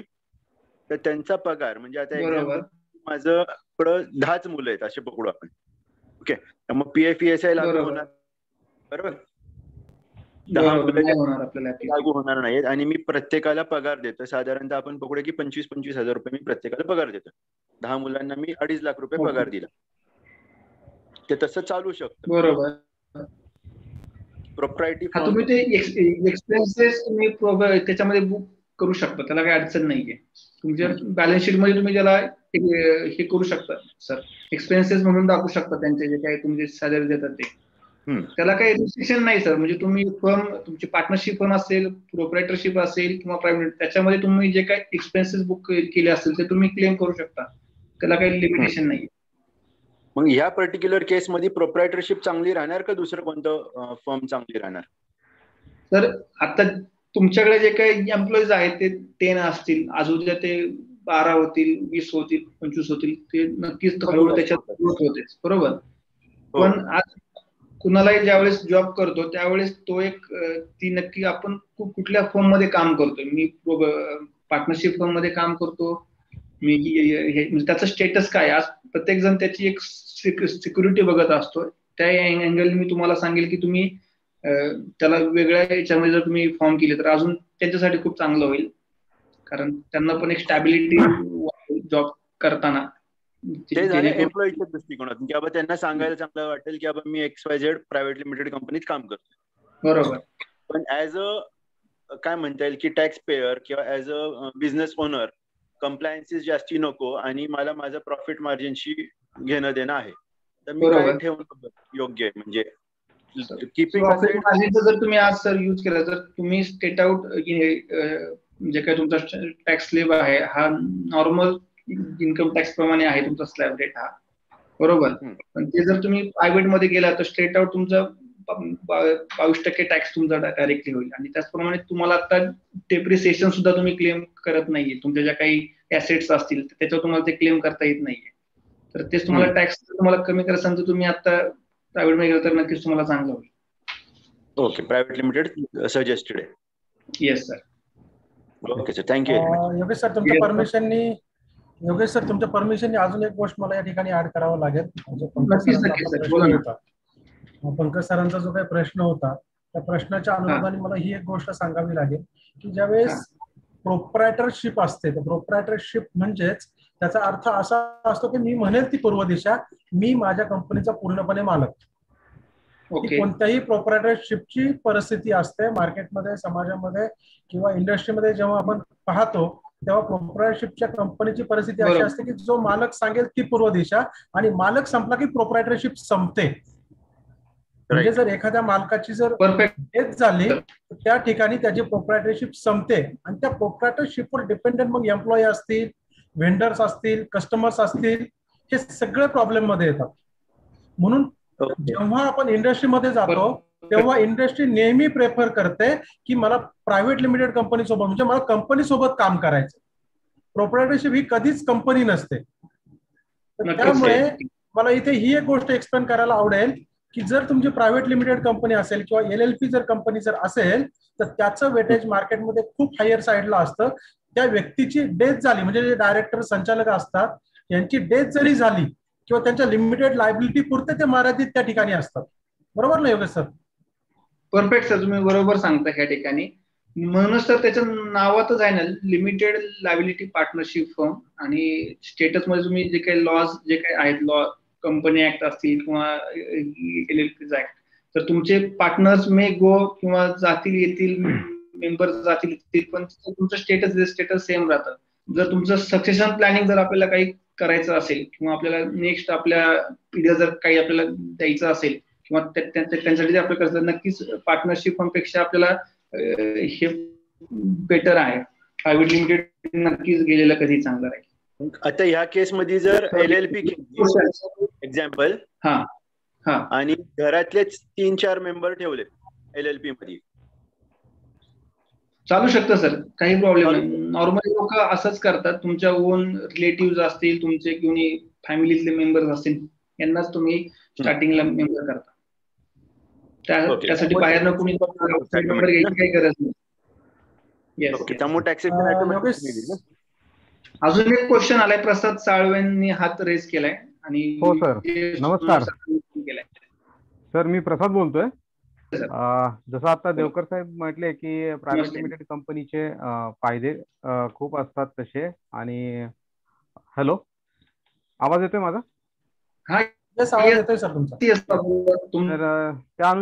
तर त्याच अनुषंगाने आम्ही ऑगस्ट मागच्या वर्षी म्हणजे ऑगस्ट 20 मध्ये प्रायव्हेट लिमिटेड कंपनी चालू केली. हे सगळे फायदे पाहूनच, आणि एका CS थ्रूच आम्ही त्याचं रजिस्ट्रेशन करून घेतलं. आता आम्ही आमच्या CS बरोबर नेहमी ज्यावेळेस प्रश्न विचारतो तर तो म्हणतो की तुम्ही काही काळजी करू नका, मी आहे, मी सगळं पाहतो. आम्ही त्यांना प्रश्न विचारतो की आम्ही काय काय कंप्लायन्सेस करायचे, काय फॉर्मॅलिटीज कम्प्लीट करायच्या. जसं तुम्ही शेड्यूल बद्दल बोलला, पेनल्टीज बद्दल बोलला, तर प्रत्येक वेळेस हेच अश्युरन्स असतं, तुम्ही काही काळजी करू नका, मी सगळं पाहतोय, तुम्ही फक्त तुमचा बिझनेस करा. जसं तुम्ही आता पेनल्टी बद्दल बोललात आणि हे 4-5 गोष्टी सांगितल्यात, तर हे ऐकून आता थोडीशी मनामध्ये भीती वाटायला लागली की आता बाबा खरंच त्यांनी केलेत की नाही केलेत. नसतील केले तर मला ₹1,00,000 पेनल्टी, इथं अर्निंग काय नाही आणि ₹1,00,000 पेनल्टी भरायची वेळ येऊ नये माझ्यावरती. नक्कीच सर, असं शक्यतो नॉर्मली हे होतं. आणि आपले जे काही कोणी तुमचे प्रोफेशनल्स असतील किंवा काय असतील, तर त्यांच्याकडनं तुम्ही कंपल्सरी इयरली कॅलेंडर घ्या. त्याच्यामध्ये मंथ वाईज, क्वार्टर वाईज आणि इयर वाईज कुठले कुठले फॉर्म्स मला फाईल करावे लागतात, ह्याचं ॲज अ बिझनेसमन तुम्हाला सुद्धा तेवढंच नॉलेज असणं हे गरजेचं आहे. ते काय फाईल करतायत, त्याचे नक्की त्यांनी फाईल केलेत का, त्याचे एक्नॉलेजमेंट नक्की काय असतील, या सगळ्या गोष्टी तुम्ही प्रॉपर मेलवरती त्यांना सांगा, त्यांच्याकडनं ट्रॅक घ्या. कारण चुकून एक जरी फॉर्म आपण फाईल केला नाही तर त्याची पर डे ₹100 पेनल्टीज ही आपल्याला फाईल करावी लागते पर डे. सो जे कोणी तुमचे प्रोफेशनल्स असतील त्यांच्यासोबत तुम्ही प्रॉपर मेलवरती किंवा तुमच्या जे काही तुमचे टूल्स असतील त्याच्यावर तुम्ही कम्युनिकेट करा, पण त्यांच्याकडनं प्रॉपर इयरली कॅलेंडर तयार करून घ्या स्पेसिफिकली, आणि त्याप्रमाणे तुम्ही तुमचे हे करा, कंप्लायन्सेस करा. असं काही असतं का की इयरली कॅलेंडर मला कुठे पाहायला मिळेल, कुठे त्याचं अपडेट असतं? सर तुम्ही मला हे पाठवून द्या तुमचं मेल आयडी, आम्ही आमच्याकडे तुम्हाला एक पाठवून देतो. आमच्याकडे एक आहे टूल्स, आम्ही तुम्हाला पाठवून देतो, ते सुद्धा तुम्ही युज करू शकता तुमच्या बिझनेससाठी. कारण भीती वाटते मला, आता विचार असा यायला की आपण CS बदलावा असं वाटायला लागले ते. असं सर काही नाहीये स्पेसिफिकली. आता कंप्लायन्सेस सगळीकडे मॅन्डेटरीज आहेत सर, त्याच्यामुळे तुम्ही पार्टनरशिप करा, हे करा किंवा कुठल्या फॉर्मचा तुम्हाला रिटर्न्स तर भरावेच लागतात. फक्त हे आपली रिस्पॉन्सिबिलिटी की ते वेळच्या वेळी फाईल केलेत का नाही केले त्याच्या एक्नॉलेजमेंट घ्या, त्याच्यावरती फॉलोअप मध्ये राहा सर. याच्यामध्ये कंप्लायन्सेसला काही ऑप्शन नाहीये, पण त्यासोबत आपल्याला टेक केअर नक्कीच घेऊ शकतो. Okay, yes sir, thank you. Sonawane sir तुम्ही येस सर बोलू शकता सर. या, नमस्कार सर. येस योगेशजी, नमस्ते सर. नमस्ते. या, ओके. एक माझा असा प्रश्न आहे, तर एक आम्ही कंपनीला रजिस्टर केलेली आहे, नायस्टी agro farmer producer company limited. ही शेतकऱ्यांची कंपनी आहे. तुम्ही शेतकऱ्यांसाठी काम करतात तर अतिशय उत्तम. तर त्यात आता प्रश्न असा आहे माझा की आता 10 डायरेक्टर आहेत आमचे. ओके, आम्ही आता रन करतोय, तर मेंबरला काही लिमिटेशन आहे का त्याला? तुम्ही 200 म्हटलं बघा, तिथे मॅक्सिमम 200 असं लिमिटेशन आहे? नाही सर, तुम्ही प्रायव्हेट लिमिटेड फॉर्म केली. आता बघा आपण farmer producer company limited company आहे, 10 डायरेक्टर आहेत, तर त्याला मेंबरचं लिमिटेशन पण तिचं नाही सर, त्याला लिमिटेशन नाहीये, कारण ती तुम्ही प्रोड्युसर कंपनी ऍक्टच्या अंडर फॉर्म केली आहे. बरं, ओके. फक्त प्रायव्हेट असेल तरी ती प्रोड्युसर कंपनी म्हणूनच आहे, आणि ह्या कंपनीला काही मेंबरचं लिमिटेशन नाहीये. तुम्ही मोर दॅन 1000 मेंबर तुमचे असू शकतात. येस, त्याला ओके, थँक्यू. आणि दुसरं मला सांगा, काही आता महाराष्ट्राचे मेंबर्स आहेत आणि काही छत्तीसगडचे मेंबर्स आहेत, त्याला एरियाचं काय लिमिट आहे का? असं महाराष्ट्राचे पाहिजे असं काही आहे का? हॅलो विजय सर, तुम्ही तुमच्या एओए मध्ये काय ऍड केलेलं आहे ना त्याच्यावर ते डिपेंड करेल. ऑल इंडिया तुमचं लिमिटेशन असू शकतं, ग्लोबल तुमचं लिमिटेशन असू शकतं, पण ते तुम्ही तुमच्या एओए मध्ये काय मेन्शन केलेलं आहे त्याच्यावर ते डिपेंड आहे. बरं बरं बरं, ठीक आहे. आणि टॅक्सेशन पार्ट ना 18% लागेल ना आपल्याला, प्रॉफिटच्या 18%, बरोबर? टॅक्स मध्ये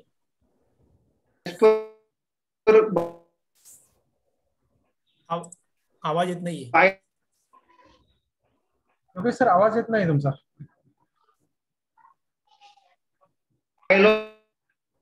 नाही येते सर, योगेश सर आवाज येत नाही तुमचा.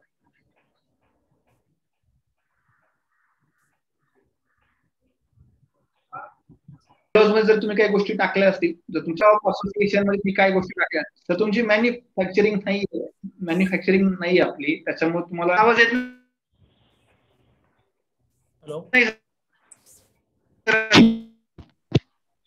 हॅलो, आता येतोय आवाज सर? हा येतोय, बोला सर.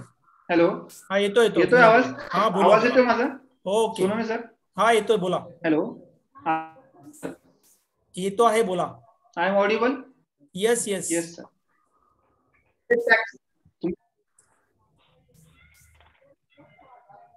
गेला सर आवाज, ठीक आहे. टॅक्सेबिलिटी आहे सर. येस, तुमची टॅक्सेबिलिटी आहे बरोबर, ठीक आहे सर. ओके, अजून कुणाचे काही क्वेश्चन? प्रसाद साळवे सरांनी परत हात रेस केला वाटतं. काही क्वेश्चन आहेत सर? मी टाईप केला प्रश्न, आवाज येत नव्हता म्हणून. सीएस आपल्याला बदलता येतो का? हो सर, तुम्ही कधी सीएस तुमचे चेंज करू शकता, त्याला काही लिमिटेशन नाहीये. Any time professional yes sir. Yogesh sir, त्यांच्याच प्रश्नाच्या अनुरोधाने मला आमच्या सगळ्या मेंबरचा असा एक प्रश्न असू शकतो की सीएस बदलता येतो का? हा जसा प्रश्नाचं उत्तर येस केव्हाही बदलता येऊ शकतं, तसंच ऑडिटर बदलता येतो का, हा एक प्रश्न आहे. त्याचा आपल्या प्रेक्षकांना त्याचं एक उत्तर द्या.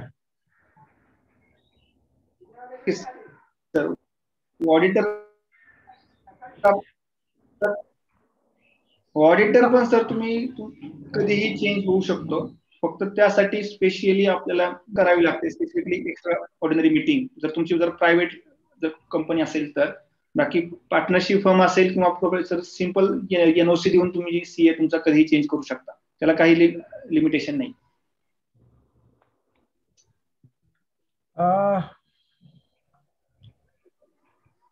आवाज येत नाही सर?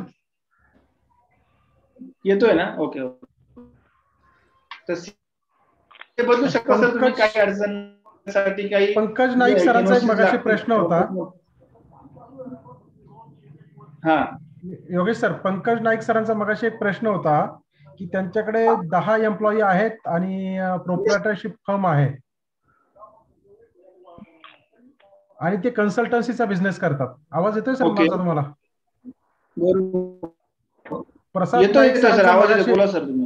प्रसाद नाईक सरांचा मगाशी एक प्रश्न होता की त्यांचा कन्सल्टन्सीचा बिझनेस आहे, म्हणजेच ते सर्व्हिसेस मध्ये काम करतात, only work in the service, आणि त्यांच्याकडे 10 एम्प्लॉई आहेत. तर त्यांचं सॅलरी स्ट्रक्चर किंवा त्यांचा जो एक्सपेन्स आहे त्या एक्सपेन्स साठी लिमिटेशन काय आहे? असं काही लिमिटेशन नाहीये. As per the rules income tax किंवा एज्युकेशन नाहीये. तुम्ही त्यांना सॅलरी देऊ शकता आणि तुम्ही एक्सपेन्सेस म्हणून ते क्लेम करू शकता तुमच्या प्रॉफिट अँड लॉस मध्ये. तुमच्या बॅलन्स शीटला तुम्ही सगळ्या गोष्टी दाखवू शकता. त्याला काही लिमिटेशन नाही असं काही. सर एक्सपेन्सेस दाखवून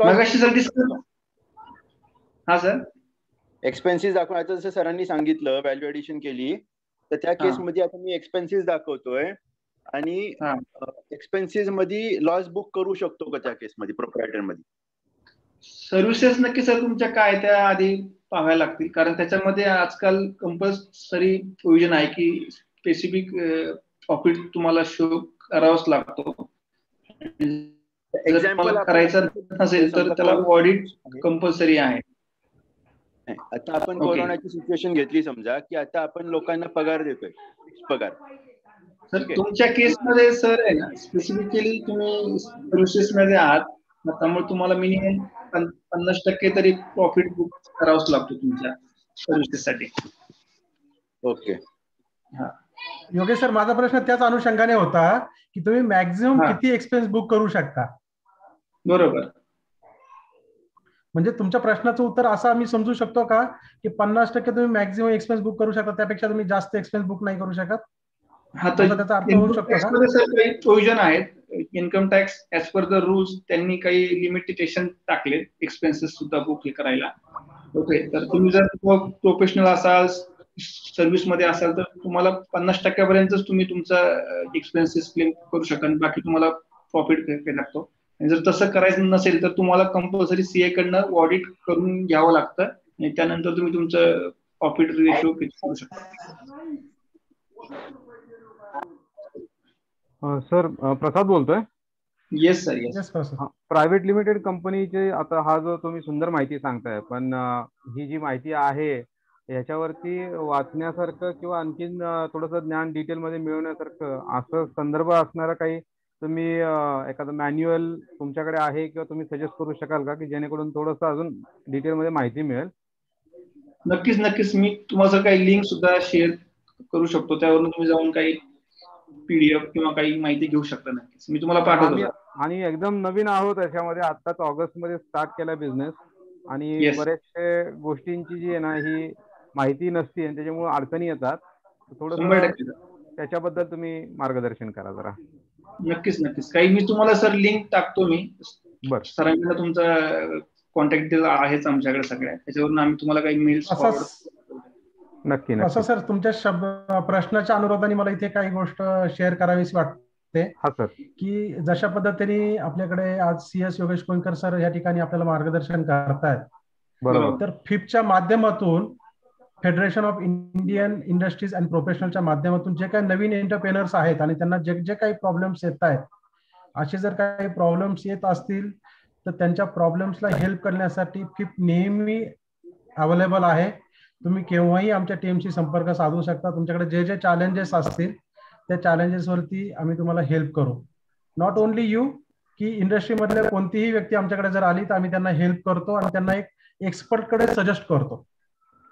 त्यामुळे तुमच्याकडे जर काही चॅलेंजेस येत असतील तर तुम्ही बिंदास राहा, तुमच्यासोबत आम्ही आहोत.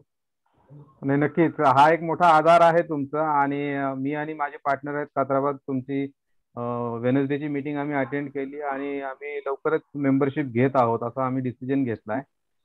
Great sir, great sir. हा, आणि आमच्यासोबत अजून आमचे जे सहकारी आहेत, मित्रपरिवार आहेत, त्यांच्यामध्ये सुद्धा या गोष्टीची चर्चा त्यांच्याबरोबर पण चालू आहे आणि पुढच्या काही मीटिंग मध्ये आम्ही नवीन मेंबर सुद्धा या फ्लिप मध्ये आम्ही जॉईन करू. Great sir, great. थँक्यू. निक, NIK, निक, तुमचा काही प्रश्न आहे? तुम्ही हात वर केलेला आहे. त्यांचं नाव होत नाही, समजत नाही. हॅलो. येस, बोला. येतोय आवाज सर. तर तुम्ही म्हणालात की ते फॉर्म जर आपण जे CS वगैरे भरतात ते जर वेळेवर फिलअप नाही झाले तर पेनल्टी लागते 100 रुपीज पर डे. बरोबर. करेक्ट. जर आणि ही पेनल्टी नॉर्मल बिझनेसला तर माहिती नसतं की आपल्याला कुठले फॉर्म भरायचे आणि कुठले नाही भरायचे. परफेक्ट. जे CA किंवा CS लोक फॉर्म भरतात त्यांनी जर वेळेवर भरले नाहीत, त्यांच्या चुकीमुळे जर माझ्या बिझनेसला एवढे पैसे भरावे लागतात, तर ही पेनल्टी मीच पे करायची की माझा जो CA किंवा CS असेल त्याला पण काही लागू होतं? स्पेसिफिकली आता ह्याच्यामध्ये त्यांनी जर तुम्हाला काही इन्फॉर्मेशन सांगितली असेल आणि तुमच्याकडे लेट होत असेल तर नक्कीच ती जो आहेत त्यांनीच ती पेड लागेल करायला. तुम्ही जर काही तुमची डॉक्युमेंट्स आहेत सगळे प्रॉपरली साईन दिल्यात, काही डॉक्युमेंट वेळेवर दिलेत आणि तरी सुद्धा रिटर्न फाईल झाले तर त्या प्रोफेशनलची ती असेल रिस्पॉन्सिबिलिटी ती पेनल्टी पेड करण्याची स्पेसिफिकली. त्यामुळे तुम्ही कुठलाही मेल असेल, तुमच्याकडे काही डॉक्युमेंट्स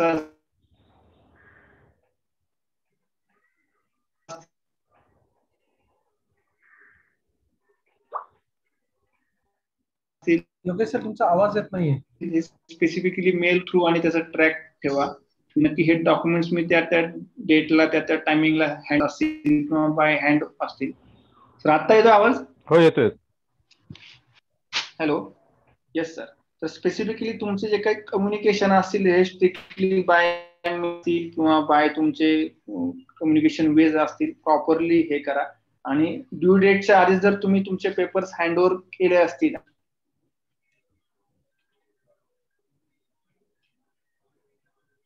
तर सुद्धा तुमचा आवाज येत नाही सर. त्यांच्याकडनं काही रिटर्न्स किंवा वेळेवर फॉर्म झाले नसतील तर ही त्या प्रोफेशनलची रिस्पॉन्सिबिलिटी राहील. त्या केस त्यांना तुम्ही पे करायला सांगू शकता. त्याच्यामुळे त्या 2 व्ह्यूज. हॅलो. हा सर. हॅलो. येतोय सर आवाज. Okay sir. येतोय sir. Yes sir. Yes sir. Sir सरांचा जो प्रश्न होता परत एकदा रिपीट केलं तर बरं राहील सर त्यांच्या प्रश्नाचं उत्तर. सर मी नक्कीच सांगतो मी. तर ह्याच्यामध्ये सर 2 व्ह्यूज आहेत स्पेसिफिकली. एक व्ह्यूज आहे की जर तुमच्याकडनं जर काही तुम्ही पेपर वेळेवर फाईल केले नसतील किंवा विदिन ड्यू डेट जर काही तुम्ही सबमिट केले नसतील, त्यांनी सांगून बाय मेल बाय फोन त्यांनी तुम्हाला सांगितलं दिलेले नाहीये, तर अल्टिमेट तुमची रिस्पॉन्सिबिलिटी राहील ते पेनल्टी पेड करण्याची. पण जर तुम्ही वेळेवर सगळे डॉक्युमेंट्स दिले असतील by mail by any way कुठल्याही वेळी त्यांना हँडओव्हर केले असतील आणि तरी सुद्धा जर त्यांनी काही फॉर्म्स भरले नसतील, काही त्यांच्या चुकीमुळे जर काही फॉर्म्सला पेनल्टी लागत असेल तरी त्या प्रोफेशनलची रिस्पॉन्सिबिलिटी असते त्या पेनल्टीज पेड करण्याची specifically. Okay sir. Okay sir. या शेखर लोखंडे सर, तुमचा काही प्रश्न आहे? Yes, good evening sir. Shekhar बोलतोय मी. वी आर इंटू आमचं मॅन्युफॅक्चरिंग आहे. ओके. सो मॅन्युफॅक्चरिंगच्या मध्ये काही एक्सपेन्सेसचा कट ऑफ असतो का? जसं तुम्ही मगाशी म्हटलं की 50% आसपास तुम्हाला एक्सपेन्सेस दाखवता येतात, but in terms of as a manufacturer आमच्या इथे नेहमी रॉ मटेरियलची कॉस्ट व्हेरी होऊ शकते. आपली काय सर कॉर्पोरेटरशिप आहे का पार्टनरशिप फर्म आहे का काय? LLP आहे. LLP आहे. Okay sir. LLPच्या केसमध्ये सर असं स्पेसिफिकली काही नाही, तुम्ही एक्सपेन्सेस तुम्ही बुक करू शकता ऍज इट इज. जे काही तुमचे ऍक्च्युअल एक्सपेन्सेस जे काही असतील ते तुम्ही फक्त नेट प्रॉफिटच्या 30% आपल्याला टॅक्सेशन ऍप्लिकेबल आहे इथं. नाही तसं नाही मला म्हणायचं. दॅट इज ट्रू, ते मला कळालं. फक्त याच्यामध्ये मूळ मुद्दा असा आहे की आमच्या रॉ मटेरियल्स मध्ये सीझन प्रमाणे चेंजेस येतात. ते फॉर एक्झाम्पल आज एक रॉ मटेरियल आमचं 10 रुपयाला आहे, नेक्स्ट सीझन मध्ये कदाचित ते 100 रुपयाला असेल. बरोबर. ओके. सो जो एक्सपेन्सेसचा कट ऑफ आपण कन्सिडर केला तर आम्ही ह्या ब्रॅकेटमध्ये बसू शकत नाही. नाही, as a limited liability partnership firm तुमची आहे, त्याच्यामुळे तुम्हाला इथं एक्सपेन्सेस वरती काही लिमिटेशन नाहीये. जे काही तुमचे ऍक्च्युअल जी काही कॉस्ट असेल ती कॉस्ट तुम्ही तुमच्या प्रॉफिट अँड लॉसला बुक करू शकता. मग तो तुमचा लॉस होईल किंवा तुमचा प्रॉफिट होईल, त्याच्याबद्दल काही इश्यू नाहीये. त्याच्यात फक्त 40 लाखचे जर पुढे जर तुमचं टर्नओव्हर जात असेल तर आपल्याला स्टॅच्युटरी ऑडिट करणं हे कंपल्सरी आहे. बरोबर बरोबर. Okay sir. चालेल सर. थँक्यू. थँक्यू. अजून कुणाचे काही प्रश्न आहेत? प्रश्नांचा या ठिकाणी वेलकम आहे. मोस्टली सर बऱ्यापैकी आपण क्वेश्चन्स लोकांचे हे केलेत. आज अजून कुणाचे जर असतील तर तुम्ही चॅट बॉक्स मध्ये टाईप करू शकता. आणि एक प्रश्न राहिला वाटतं सर, प्रशांत करंडे सरांचा एक प्रश्न होता वाटतं. ओके. आता ते जे मी टाईप करतो, वाटतं मिसिंग झाला तो. Yes yes yes. हे बघा.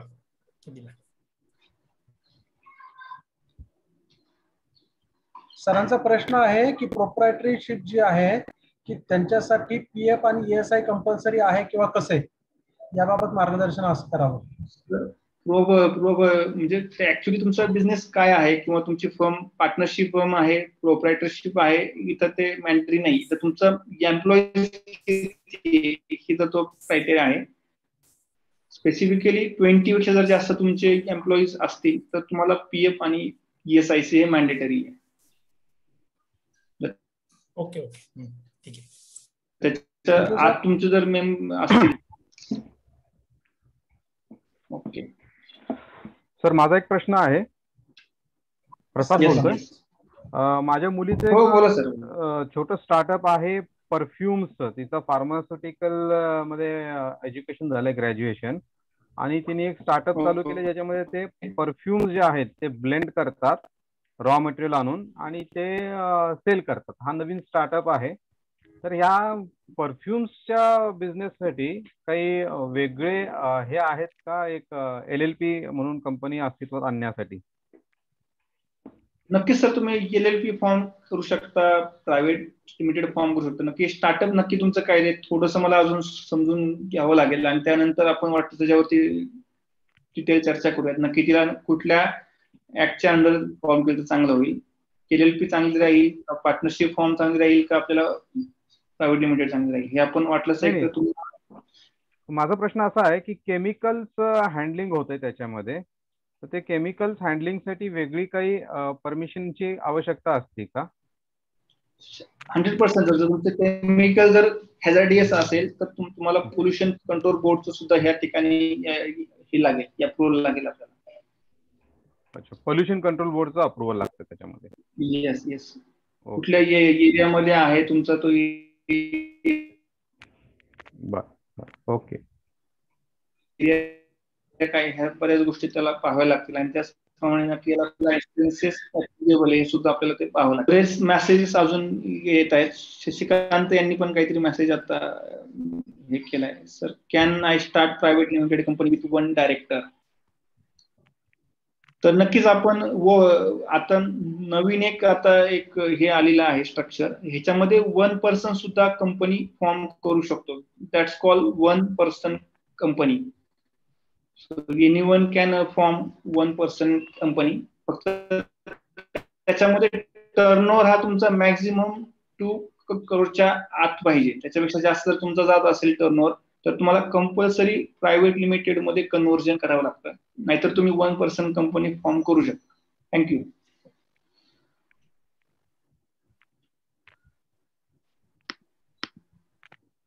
Hello Yogesh sir. Yes sir. Hello. बऱ्यापैकी सर क्वेश्चन आन्सर झालेत. अजून कुणाचे काय असतील? योगेश सर, माझा एक प्रश्न होता. आनंद स्वामी बोलता. पाहूया. येस आनंद स्वामी हो आनंद बोला. सर, माझं पार्टनरशिप फॉर्म आहे आता आणि लास्ट इयर टर्नओव्हर माझा 3 करोडचा होता. फ्युचर आणि 10 वर्ष झाले कंपनीला. आता फ्युचर मध्ये माझं प्लॅनिंग आहे की मला फंड्स रेज करायचे आहेत मार्केटवरनं किंवा मला इन्व्हेस्टर घ्यायचे आहेत. तर काय बेनिफिट आहे? LLP ला बेनिफिट करतील का मला प्रायव्हेट लिमिटेडला जायला पाहिजे फंड्स रेज करण्यासाठी? फंड जर तुमचं प्लॅनिंग असेल रेज करण्याचं तर तुम्ही कंपल्सरी प्रायव्हेट ला जावा. आवाज येतो सर? हा सर, तुम्ही प्रायव्हेट कट होतो गेले तर बेटर आहे. आवाज येतोय सर माझा आता? प्रायव्हेट लिमिटेडला जाऊ? I am audible to you? Yes sir, please sir. Yeah yes sir, please. Fund raising जर तुमचं प्लॅनिंग असेल इन फ्युचर मध्ये तर मी तुम्हाला सांगेल की तुम्ही कंपल्सरी प्रायव्हेट लिमिटेडलाच जा, कारण LLP मध्ये शेअर्स किंवा असे काही स्ट्रक्चर नाहीये, शेअर होल्डिंग किंवा असं काही जे तुम्हाला प्रायव्हेट मध्ये आहे, जेणेकरून तुम्ही इक्विटी शेअर्स, प्रेफरन्स शेअर्स, असे काही various types of shares format आहे ते तुम्ही नक्कीच त्यांना देऊ शकता.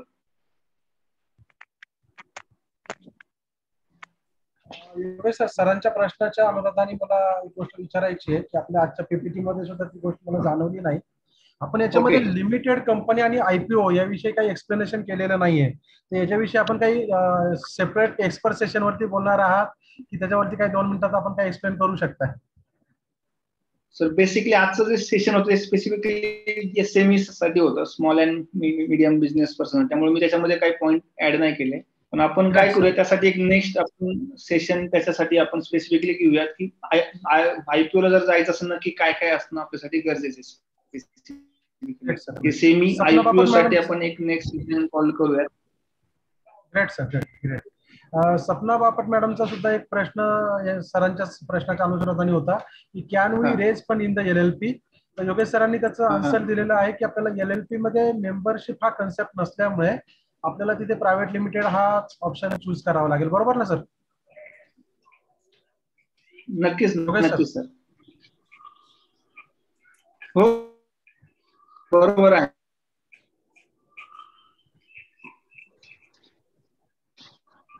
Yes sir. अजून काय क्वेश्चन झाले असतील? मोस्टली बऱ्यापैकी आपण क्वेश्चन्सला आन्सर केलेला आहे आपण. अजून कोणाचे काही प्रश्न आहेत का? हो ना सर. योगेश सर, गणेश डोंगरे बोलतोय. मला एक असा प्रश्न आहे, एखाद्या कंपनीचा इंडिपेंडंट डिस्ट्रीब्युटर आहे, तर आपण एक म्हणजे अजून पण एक ब्रँड काय म्हणतात प्रमोटर आहे, तर आपण सोल पर्सन आहे त्याच्यामध्ये इन्क्लूड, तर त्याच्यामध्ये कोणती सोल प्रोप्रायटरशिप म्हणून कंपनी फॉर्म करू शकतो विदाऊट ह्याच्यात गव्हर्नमेंटच्या दृष्टीने किती इन्व्हेस्टमेंट करावं लागेल असं काही रजिस्ट्रेशन साठी?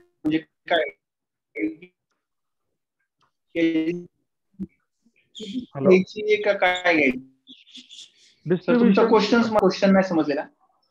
ओके. एक ब्रँड आहे समजा, एक वर्ल्ड रिनोन ब्रँड आहे, त्याची घेतलेली आहे आपण इंडिपेंडंट, तर त्यासाठी आपण तो ब्रँड प्रमोट करण्यासाठी आपल्याला जर कंपनी फॉर्म करायची आहे आणि तर ती कोणत्या म्हणजे कशी घ्यावी लागेल? सोल प्रोप्रायटरशिप आणि बाकी त्याच्यामध्ये गव्हर्नमेंटसाठी रजिस्ट्रेशन असं काही करावं लागेल त्या वेगळ्या नावाने, कसं करू शकतो? म्हणजे 2-3 व्ह्यूज आहेत. एक तर ते तुम्ही स्वतः फायनान्स करणार आहात पूर्ण सगळं, का अजून तुम्ही त्याच्यामध्ये कोणी तुमचे पार्टनर असतील ते तुम्ही पहा. स्वतः फायनान्स. जर फंडिंग असेल तर तुम्ही स्टार्टिंगला सिंपल ह्याच्या जा, सोल प्रोप्रायटर मध्ये जा, कारण तुमच्या ह्याच्यामध्ये पार्टनरशिप किंवा असं हे काही नाहीये. तर सिंपली प्रोप्रायटरशिप फॉर्म केली तरी चालेल तुमच्या केसमध्ये. ओके. म्हणजे कंपनी वेगळ्या एका पर्टिक्युलर नावाने वगैरे चालू करू शकतो? हो, तुम्ही एक सिंपल शॉप ऍक्ट किंवा तुम्ही MSME करून सिंपल तुम्ही तुमचं रजिस्ट्रेशन करू शकता. आणि त्यासाठी ह्याच्यामध्ये एक तुम्ही पहा की जो कोणी तो ब्रँड आहे त्यांची काही स्पेसिफिक रिक्वायरमेंट आहे का, कारण मोस्टली त्यांच्या अग्रीमेंट मध्ये काही क्लॉज असतात की कंपल्सरी तुमची प्रायव्हेट लिमिट तुमची केलेली फीस पाहिजे, असे काही क्लॉजेस त्यांचे आहेत का? कारण ते स्पेसिफिकली असे काही क्लॉजेस टाकतात ज्यावेळेस तुमच्यासोबत ते अग्रीमेंट करतात. आधी ते क्लॉजेस सगळे तुम्ही रीड करा आणि त्या टाइप्स प्रमाणे मग तुमची एंटिटी तुम्ही फॉर्म करा. अच्छा. आणि किती खर्च येतो त्याच्यामध्ये समजा रजिस्ट्रेशन असं करायचं म्हणतात? So depend on the nature of the, म्हणजे तुम्ही पार्टनरशिप फॉर्म करणार आहात, पार्टनरशिप नाही, प्रायव्हेट लिमिटेड जर तुम्ही फॉर्म केलं तर एक अप्रॉक्सिमेटली एक 15 to 20 पर्यंत खर्च येतो. नॉर्मली 1000च्या आसपास तुम्हाला सगळे कॉस्टिंग जातं. अच्छा. Private limited. Yes sir. Okay. Thank you. Okay, thank you. Yes sir. Yes sir. Yes sir. Sir Yogesh sir, अजून काही प्रश्न आहेत कुणाचे असतील तर आपल्याकडे वेळ आहे थोडा, अजून 5 मिनिटं. सर एक प्रश्न होता माझा. मला तरी सर वाटत नाही. हो बोला सर, बोला. येस प्रसाद, बोला सर. सर आता आमची जी प्रायव्हेट लिमिटेड कंपनी आहे, या कंपनीमध्ये बरेच लोक पार्टिसिपेट करू इच्छितात.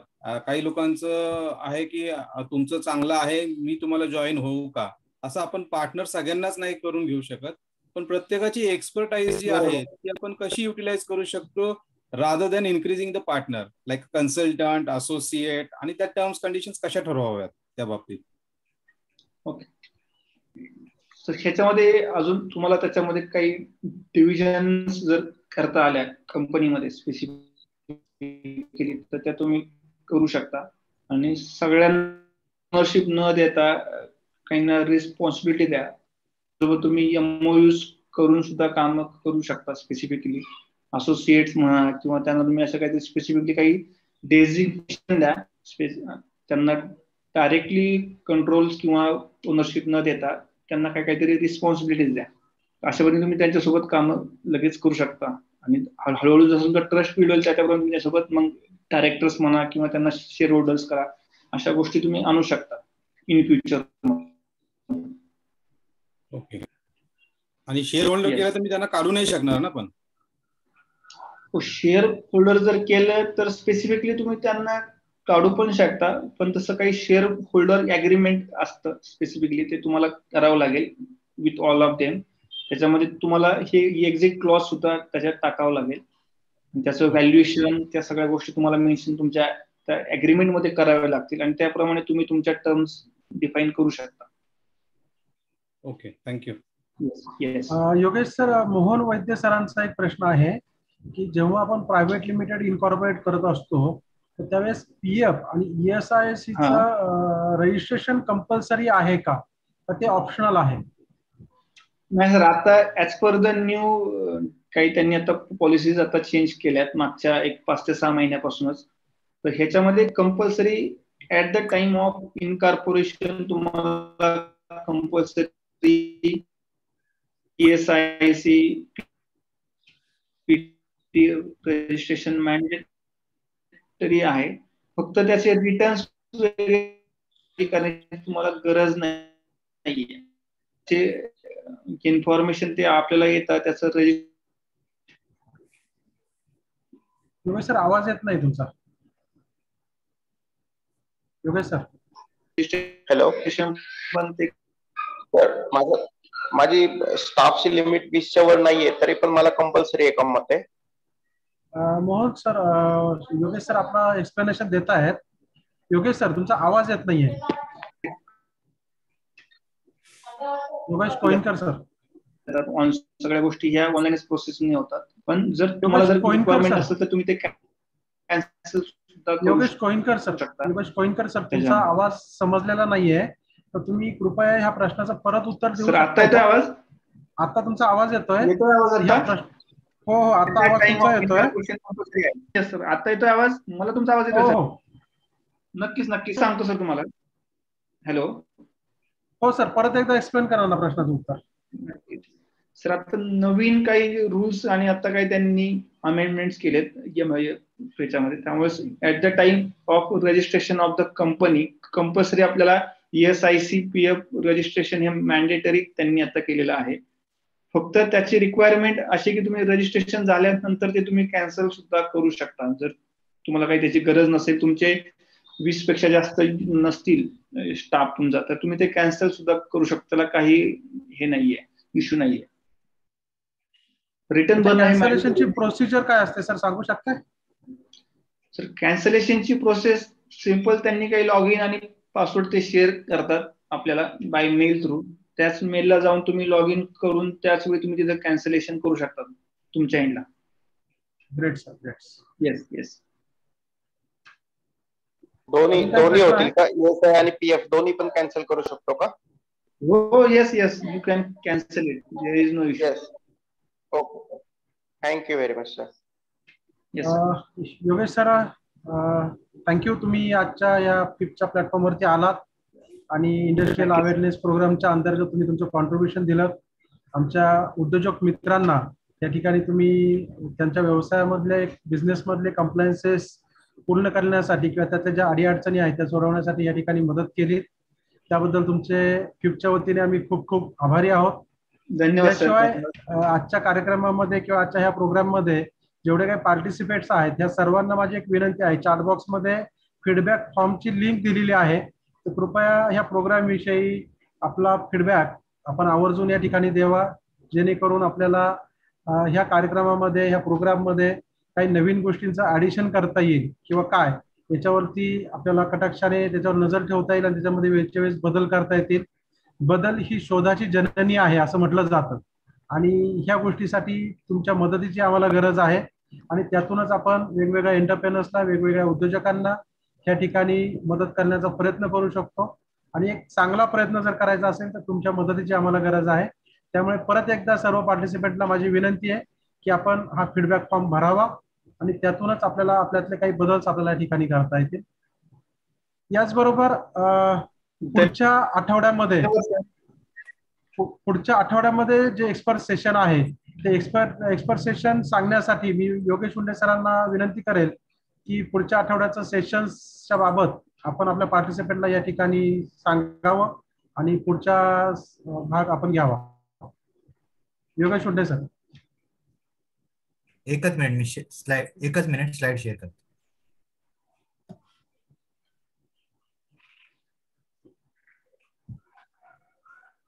धन्यवाद योगेश सर, तुमचं अप्रतिम सत्र झालं. सगळ्यांसाठी मेसेज बॉक्स मध्ये पण चॅट बॉक्स मध्ये येत आहे की it was an eye opening session, आणि बऱ्याच सगळ्यांच्या शंका दूर झाल्या. अजून बऱ्याच काही आहेत ते प्रायव्हेट पर्सनली तुम्हाला भेटतीलच आणि विचारतील त्याबद्दल त्यांच्या शंका कुशंका, पण तुम्ही जवळजवळ सगळेच प्रश्नांची उत्तर दिली. So thank you so much again Yogesh sir. आणि असंच आपलं पुढचं सत्र जे होणार आहे हे developing business model and financial planning यावर आपलं पुढचं सत्र होणार आहे. सो याच्यामध्ये काय टॉपिक्स कव्हर असणार नेक्स्ट सॅटर्डेला असणार आहे, ज्याच्यामध्ये developing unique business model in simple 9 steps, त्याचबरोबर industry and sector wise studies, annual budget, thank you sir, thank you, financial planning for your organization, हे टॉपिक्स कव्हर होणार आहेत. आणि जे घेणार आहेत ते स्वतः सीए मयूर मंत्री सर, यांना 10 पेक्षा जास्त वर्षांचा अनुभव आहे. Financial management, investment portfolio, audit and taxation, specialise in banking audit, project finance and budget, अशा विविध गोष्टींचा त्यांना अनुभव आहे या क्षेत्रात काम करण्याचा. आणि अवेअरनेस आहे एका युनिक बिझनेस मॉडेल डिझाईनचा, जे आपल्याबद्दल शेअर करतील. ते बिल्डिंग ऑर्गनायझेशन कॅपॅबिलिटीज, आयपीओ काय असतो, सबसिडरी स्कीम्स काय असतात, गव्हर्नमेंट स्कीम्स काय असतात, कॉर्पोरेट गव्हर्नन्स काय असतो, एफपीओ काय असतो, सीएसआर फंडिंग. सो अशा अनेक इतर बाजूंवर ते प्रकाश टाकणार आहेत, जे स्वतः अनेक मायक्रो, स्मॉल आणि मीडियम एंटरप्रेन्योर्ससाठी फायनान्शियल कन्सल्टंट म्हणून पण काम करतात. सो याच इंडस्ट्रियल अवेअरनेस प्रोग्राम अंतर्गत जे चौथं उद्योग पुष्प पुढच्या 24 तारखेला आहे.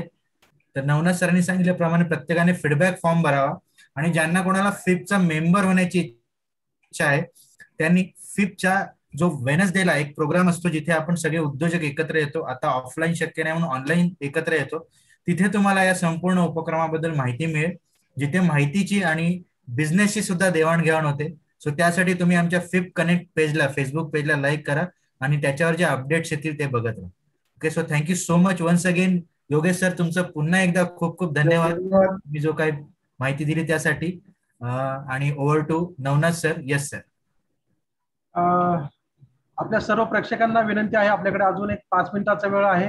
कुणाचे काही प्रश्न असतील, कुणाचे काही क्वेश्चन्स असतील तर त्याचं वेलकम आहे. अबाउट द फिप, about the today's expert session.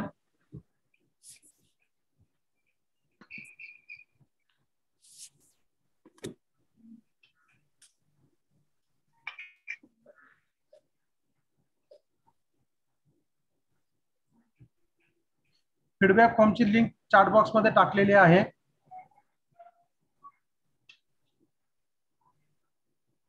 Feedback सगळ्यांनीच भरा, कारण त्याच्यामुळे नक्कीच नेक्स्ट सेशन मध्ये कसं अजून रिप्रेझेंट करता येईल त्याचे पण एक आम्हाला आयडिया अजून येईल चांगलीच. चांगली नक्कीच फीडबॅक द्या. फीडबॅक फॉर्म जो दिलेला आहे ना सर, आवाज येतोय? Hello. Yes sir, yes sir, आवाज येतो. फीडबॅक फॉर्म मध्ये जो ड्रॉपडाऊन दिलेला अवेअरनेस प्रोग्रामचं नावाचा इंडस्ट्रियल, म्हणजे कोणत्या सेशन बद्दलचा फीडबॅक आहे, तिथं फक्त एकच सेशनचं येते, जो मागचा सेशन झाला 10 तारखेचा. आजच्या सेशनचं नाव नाही. एकच मिनिट सर, तुम्हाला 2च मिनिटांमध्ये तो अपडेट होईल. एकच मिनिट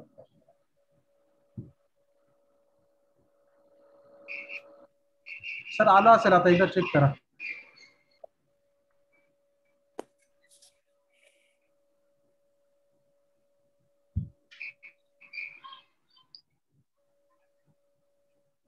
नाही आलं सर अजून. परत बाहेर पडायला लागेल आणि मग परत एंट्री करायला लागेल का कसं काय? हो, फॉर्म क्लोज करून परत एकदा त्या लिंकवर क्लिक करावं लागेल सर. ओके, कारण का बराचसा फॉर्म भरला होता, काही हरकत नाही, ठीक आहे.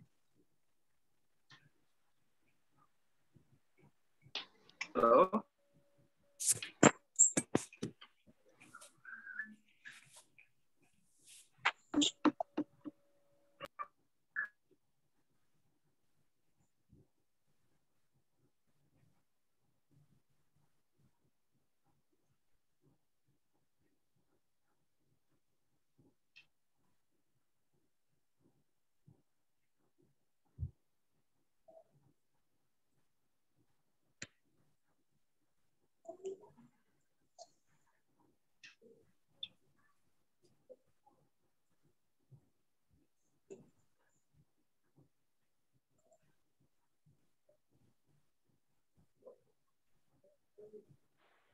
फीडबॅक फॉर्म भरत असताना जर काही चॅलेंज असेल तर तो फॉर्म क्लोज करा, परत एकदा त्या लिंक वरती क्लिक करा.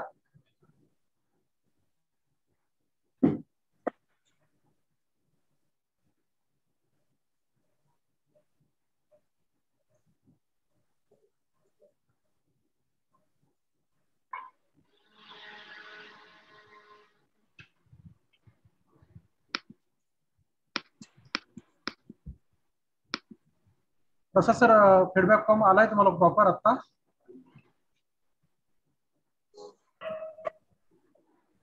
सर फीडबॅक फॉर्म बरोबर आहे आता. नाही सर, अजून रिफ्रेश करा सर, फॉर्म क्लोज करा आणि परत ओपन करा त्याला. नवीन फीडबॅक फॉर्म आहे त्याच्यामध्ये.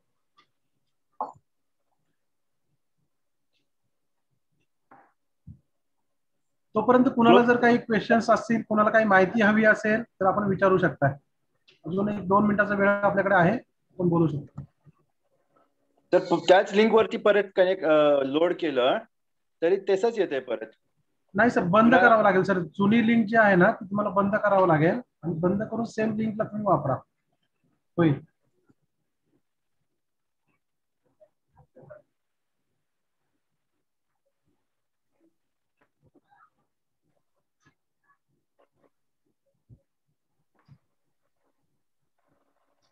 Hello hello Pankaj sir. Yogesh sir आहेत? Hello hello Pankaj Naik sir. Anand Swami बोलतोय सर. एक प्रश्न होता सर. आता जी आपली जुनी फर्म असते पार्टनरशिपची आणि ती उद्या जर आपण प्रायव्हेट लिमिटेड केली तर it is a consider new firm completely का? तो जुना 10 वर्षाचा आपला बेस असतो त्याला आपलं कन्सिडर करता येतं? Total legal document, pan card वगैरे सगळं चेंज होतं आपलं, कसं? Hello Yogesh Koinkar sir. Yogesh Koinkar sir I think offline झालेले आहेत. आनंद स्वामी सर, मी तुम्हाला सांगू इच्छितो की जेव्हा तुम्ही पार्टनरशिप मधून प्रायव्हेट लिमिटेडला किंवा लिमिटेडला जाता तर त्यावेळेस तुमची त्याची एंटिटी आणि आयडेंटिटी कम्प्लिटली चेंज होते. त्यामुळे तुम्हाला ह्या केसमध्ये लिगल त्याचं स्टेटस चेंज झालेलं असल्यामुळे ती एंटिटी सेपरेट असते. तुम्हाला या ठिकाणी जी तुमची पार्टनरशिप ऑर्गनायझेशन आहे तिला टेक ओव्हर करून प्रायव्हेट लिमिटेडला जावं लागतं. त्यावेळेस तुम्हाला जुना एक्सपिरियन्स त्या ठिकाणी कन्सिडर केला जातो. ओके. फॉर एक्झाम्पल आता कंपनीचं जे आपलं नाव असतं त्या पुढे जर आपण प्रायव्हेट लिमिटेड लावलं तर एक्झिस्टिंग जी जुनी आपली ब्रँड व्हॅल्यू असते किंवा मार्केटमधलं नाव असतं त्याला आपण प्रायव्हेट लिमिटेड केलं तर तो चालू शकतो, पण फक्त टोटली लिगल डॉक्युमेंट नवीन होतील आपल्या सगळ्या, बरोबर ना? ब्रँड व्हॅल्यू सर तुमची जागेवर राहील, पण त्याची लिगल एंटिटी चेंज झाल्यामुळे तुम्हाला जुन्या पार्टनरशिपला तुम्हाला टेक ओव्हर करून प्रायव्हेट लिमिटेड मध्ये जावं लागेल सर. ओके. आणि काय होतं डायरेक्टली जाणार नाही. डायरेक्टली जाणार कारण जुना क्लायंट बेस जो असतो ना आपला त्यांच्याकडे परत मग पॅन नंबर, जीएसटी नंबर सगळे नवीन जातील आपले, बरोबर? हो हो हो, ते चेंज होतील सर.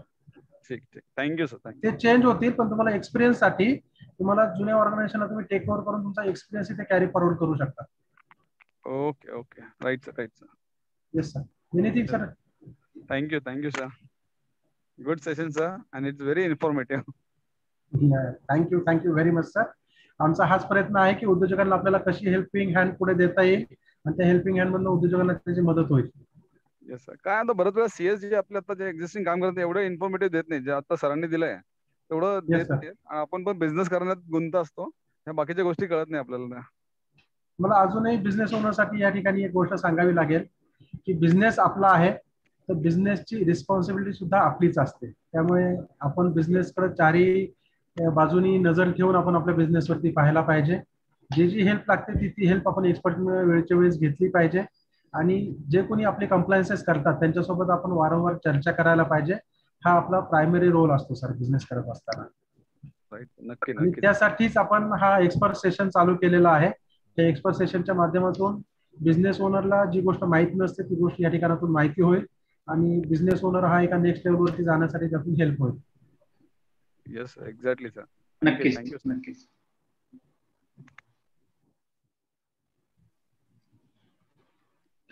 येस, आपण थांबूयात सर, काही प्रश्न असतील तर? हो नक्कीच सर, थांबूयात. ऍक्च्युली माझा म्यूट झाला होता, नक्की मला आवाज ऐकू येत नव्हता 5 मिनिटं. क्वेश्चन झाले तुमचे.